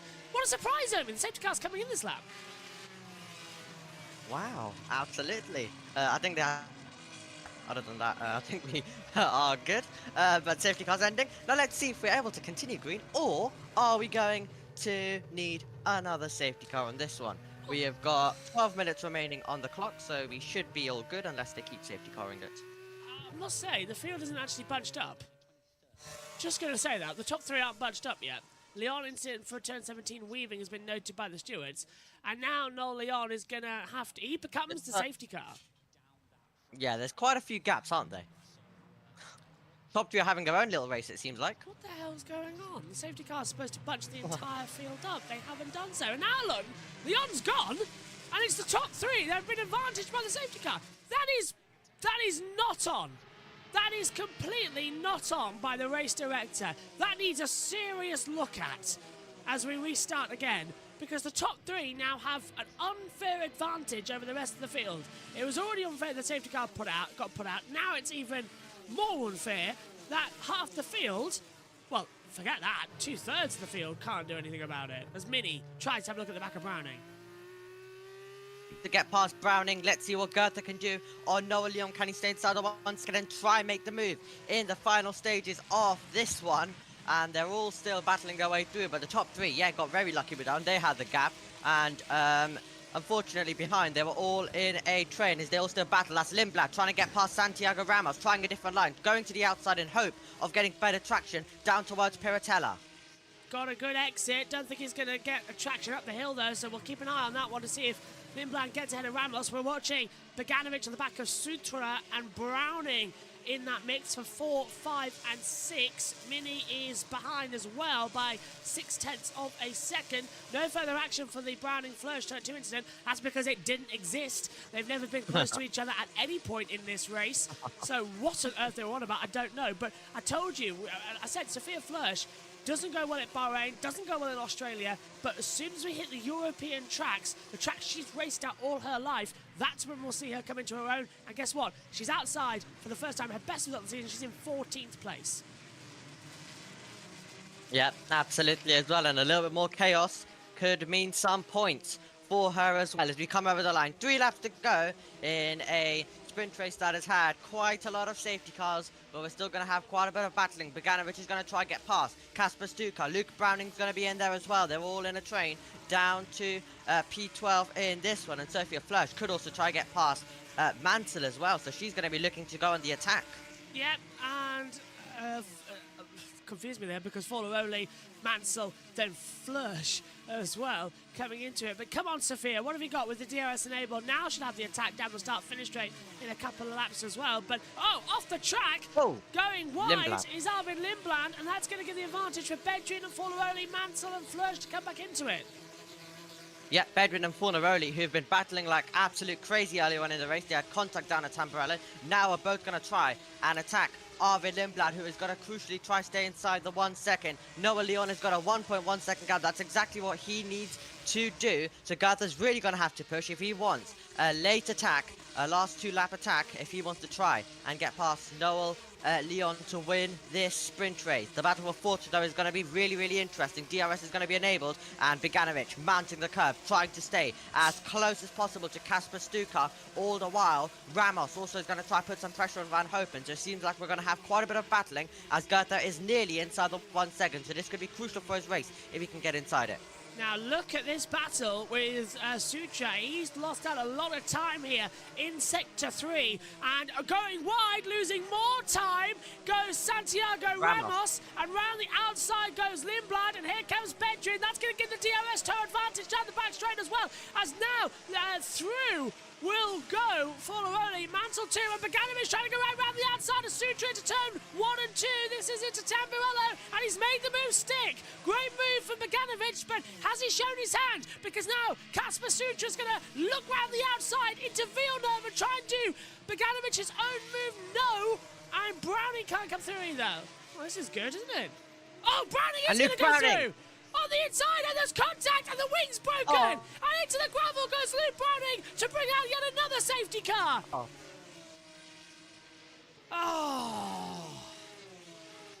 Oh, he saw the dummy down there, switched from the outside late to the inside, and there was contact, and Browning off the road there, and it seems like these will probably be the last seconds of racing, but this was it, going down. So Beganovic got the move done. Kasper Stuka already parked it in the middle, then Browning looks late on the inside. Stuka closes the door, and there was contact between the two, and Browning already trying to make his way through very, very quickly. This is on board with the Mini. Yeah, Mini was looking to avoid that as well, but that let Van Hopen back through on the inside line. They have not deployed the safety car. They have not done that. So we're going to end this race under yellow at turn 6. Interesting. So there's still chances to make moves on this straight and right at the end of the lap if you are feeling brave. And let's see. Virtual. Okay, so now when we have a car stationary, we deploy the virtual safety car. Well done, the race director. Today, race director by a class of 2-year-olds. My 6-month-old niece could do better than this race director. I love JB versus the race director. Well, it's ridiculous. This is a full safety car moment, and we haven't got it. The race ends behind the VSC. Goethe Chaminitzi incident is under investigation for safety car infringement. Unless we're going to go green when everyone's past turn 6. They could do that. Yeah, that's a very late call. Yeah. And Goethe's gained a little bit. But sometimes ebbs and flows, and Goethe seems like he's right on the back of Noah Leon. So if that is the case, then that could be slightly interesting. It's 10 seconds. That's how long you need to put the green flag out after the virtual safety car comes in. It's ending! And it's ending! Wow, they're actually going to do this. We're going to go back to green flag running. So I hope Noah Leon knows that. Do this? Yeah, is Goethe going to take the win here? Ready for that restart? Green! And Goethe's jumped him! Goethe's taken the lead! Goethe has jumped Leon! And that is the race director manipulating the results! I cannot believe it! Ollie Goethe's going to win, and Noah Leon is going to lose out! The race director manipulates the race here in Formula 3, and Ollie Goethe wins the sprint race! No, I'm sorry, but they've got to change that. That is despicable from the race director. That is a firing of the race director if ever I saw one. That is the worst officiating I've ever seen, ever. And that's worse than what we saw in Abu Dhabi. That was a clear A, misunderstanding of the regulations, and B, manipulation of the regulations as well. Noel Leon doesn't know what to do. He had that race in the bag. The virtual safety car ended when it benefited Goethe. What are the stewards doing with that one? That is... And Ollie Goethe gets a penalty! What? Penalty? Has he... What? What? Noel Leon has won the race! He jumped the restart! Goethe apparently jumped the restart! Noel Leon wins! What? Noel Leon has just moved to the lead of the standings! What?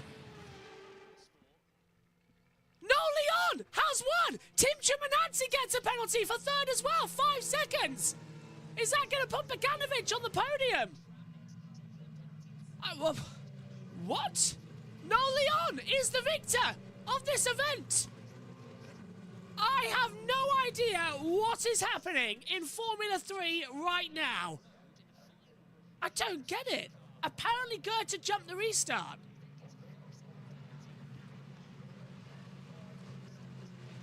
Yeah, Goethe jumped the restart. Goethe jumped the restart. And Noel Leon has been given back the race win. What? I have no idea what has happened. The timing screen's just gone crazy, Omi, but what the hell was that last lap?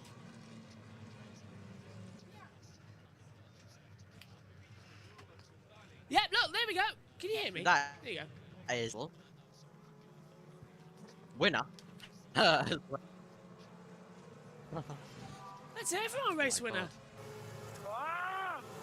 Good, P1. We're for P1 now. Penalty for Goethe, 5 seconds. Yeah, but this is not what I want. That looked like Goethe speeding. Either Goethe sped or Noel Leon is slow. Says the little owl. How is Goethe still second? Where are the gaps that big? I don't know. The gaps weren't that big at the restart. So, Goethe's done something. Kenny says, came here because I thought you might find this hilarious. We are finding this hilarious. There's also a lot of lag, so me and Omi can't communicate directly. Right, this is the replay. Virtual safety car's ending, so it hasn't come in yet. This is the graphics. So when does Goethe hit the accelerator? Still, there's the green. No, he's fine. He's fine. Goethe didn't jump the restart. Goethe just got the... just hit it at this. Did he anticipate the restart? How has he done that? It was the second it went green, like the academy. Well, could it be speeding to the virtual safety car? Because remember, the gap... And so it could be that, possibly? It's a 1 second time penalty. I do not... I don't get this. Well, one second for the 1 second gain out on the virtual safety car then? Yeah. Which is the back thing I can think of. Like, Omi's crashed massively now on the second here. Surely that's the minimum is 5 seconds. It should be, but my timer screen's telling me 1 second. Weaving... Noel Leon, is it now? Noel Leon is under investigation for weaving at turn 17. Coming into Ravanza. So even now the race winner is under investigation. What? I cannot believe this. Look, nobody knows what's going on. I've never seen this before. Everyone is stood in Parc Ferme. Are we going to have Tim Chimanazzi winning this race, despite the fact that he got a 5 second time penalty? Is Dino Bogdanovic going to win this race from 4th? And Sophia Flörsch dropped to 15th on that restart. She got caught out as well. And the race ending is under investigation. The last lap is under investigation by the stewards, quite rightly so. Right, let's take a look at this once more. This is the restart. So watch that virtual safety car when it goes green, I think that what they're saying here is that Goethe had a reaction to a light that he didn't see. And Goethe being fast on the drop, going for it down the inside. That's legal. I don't see an issue with that. Yeah, see, neither do I. To me, that looks fine. But I think it's what put him there that could potentially be the issue. In any case, the stewards will explain in their wording. So if you want to see exactly the wording that they put out, then those documents are publicly available. This is a different kind of emotion, isn't it, in this Parc Fermé? Yeah, it's called confusion. I've never... What the... So, unfortunately, Sophia Fresh dropped from 12th to 15th because she too got caught out by this restart. In fact, several people got caught out by that restart. I'll be very surprised, Omi, with the last lap round investigation, if this race result isn't massively changed. Yeah, absolutely.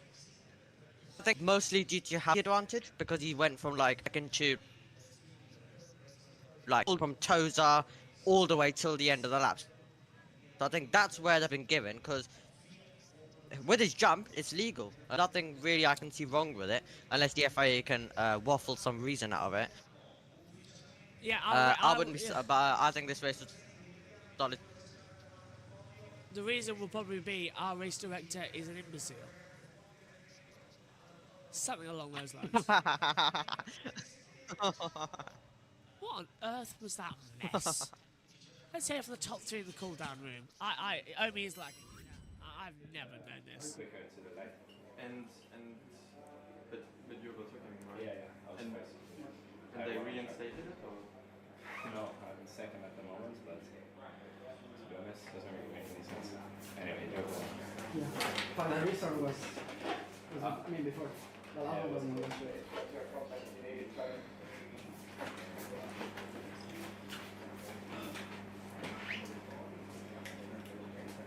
Did they give any track limits to you or not? No.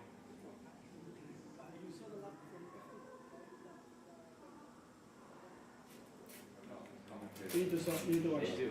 Right, they were flying. I don't get the track limits.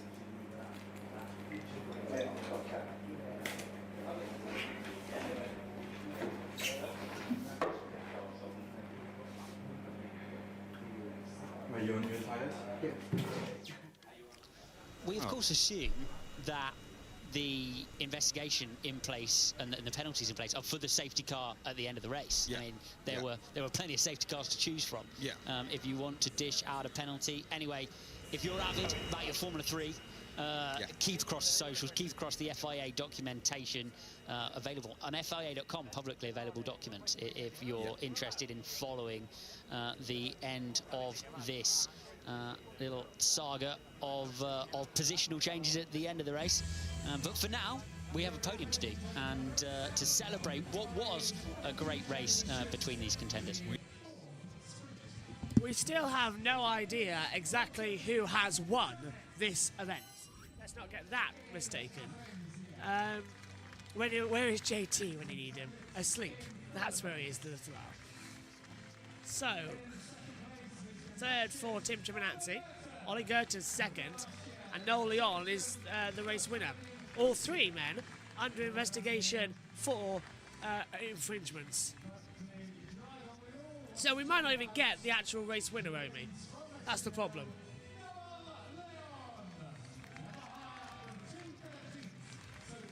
Oh god. In a day. Wow. Here's the Mexican national anthem. The day's only getting underway. For Noel Leon. Yeah, it is.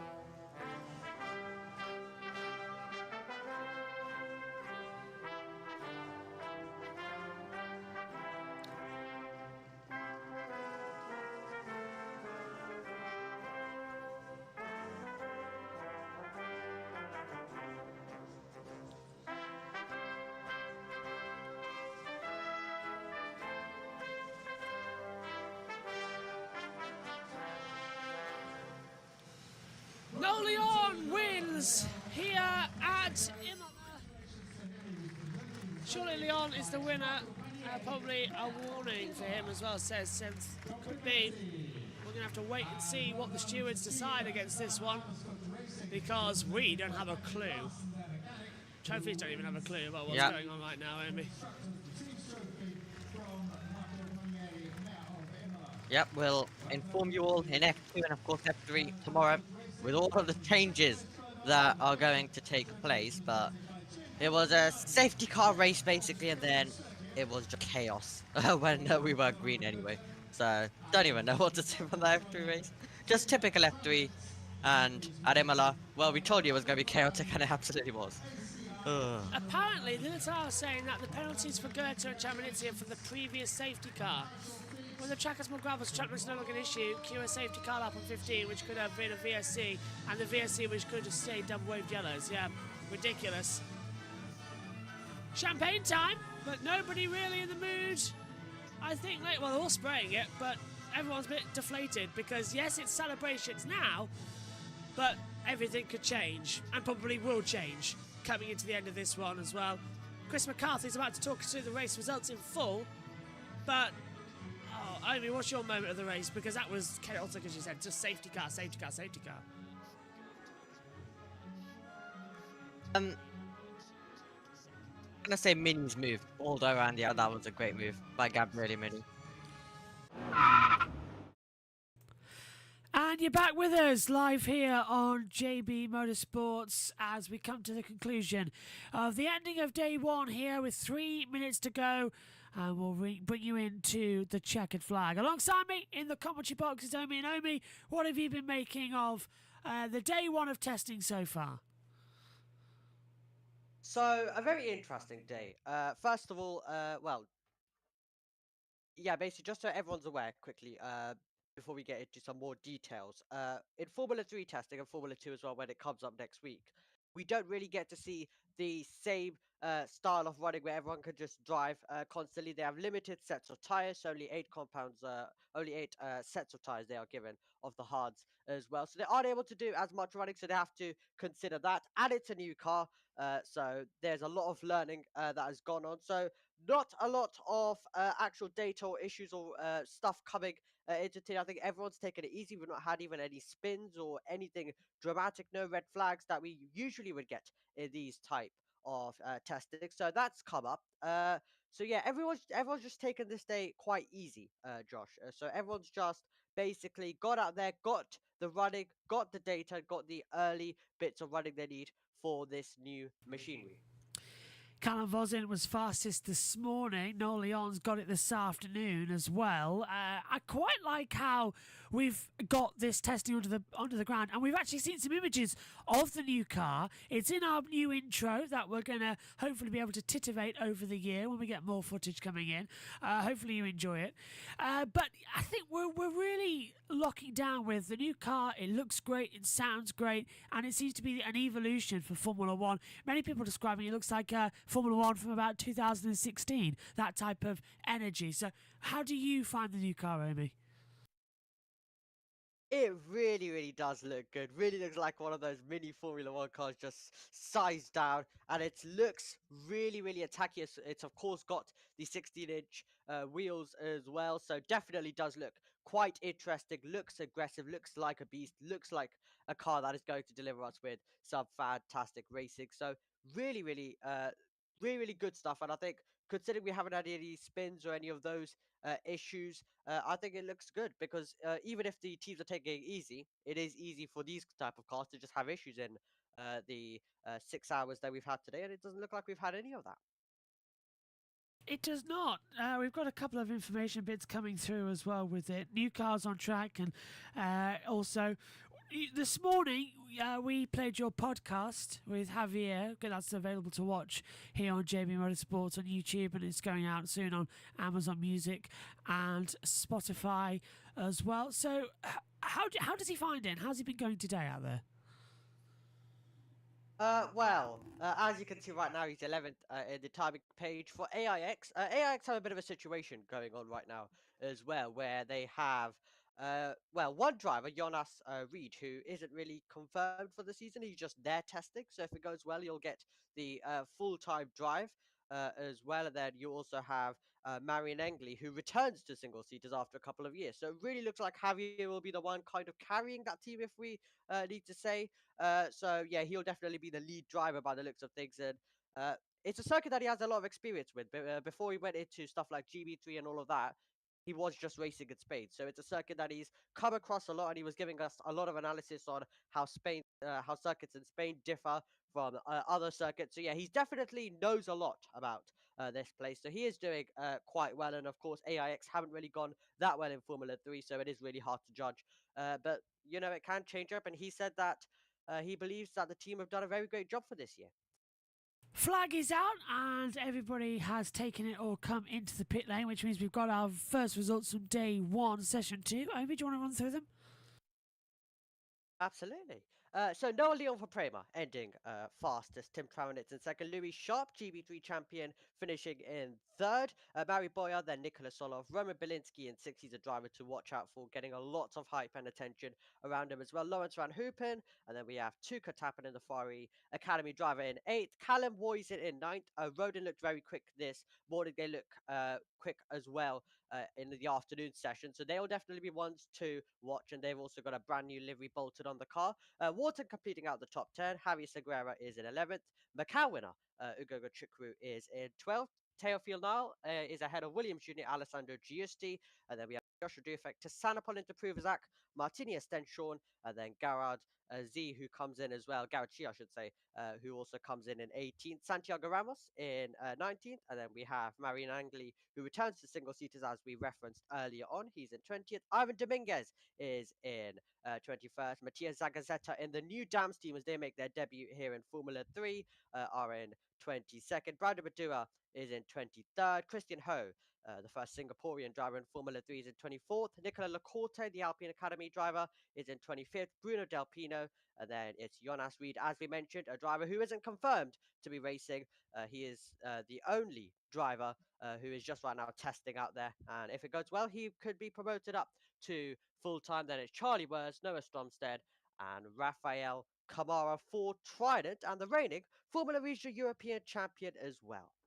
What a first day then of testing, and tomorrow we've got more action coming as well. Back again 8 a.m. till 11 a.m. UK time, then it will be 1 o'clock till 4 o'clock, but it will be different come Friday, an extra hour of running, Omi, which is going to be very interesting as well. Yeah, extra hour of running, and these teams will be probably just ramping up the pace, getting more and more learning in, because this will be their last opportunity to do so. And you've got 19 rookies as well. So you've only got 11 returnee drivers, meaning that you've got lots of new drivers, so lots of learning to come in over the next 2 days. But it's gone decent. I think everyone's got the running that they needed today. But now it will be about getting even more data and possibly taking a few more risks over the next few days to make sure that they know their package the best, which is going to be very critical by the time that we get to Australia. It's going to be very, very, very interesting. You can join us for all the action tomorrow then here on JB Motorsports as the last driver comes into the pit lane. My thanks to you, Omi. My thanks to you watching at home. We'll see you tomorrow then for all the action. But that rounds out the first day of testing here at the wonderful Circuit de Barcelona, Catalunya. We'll see you tomorrow. Take care. Bye-bye.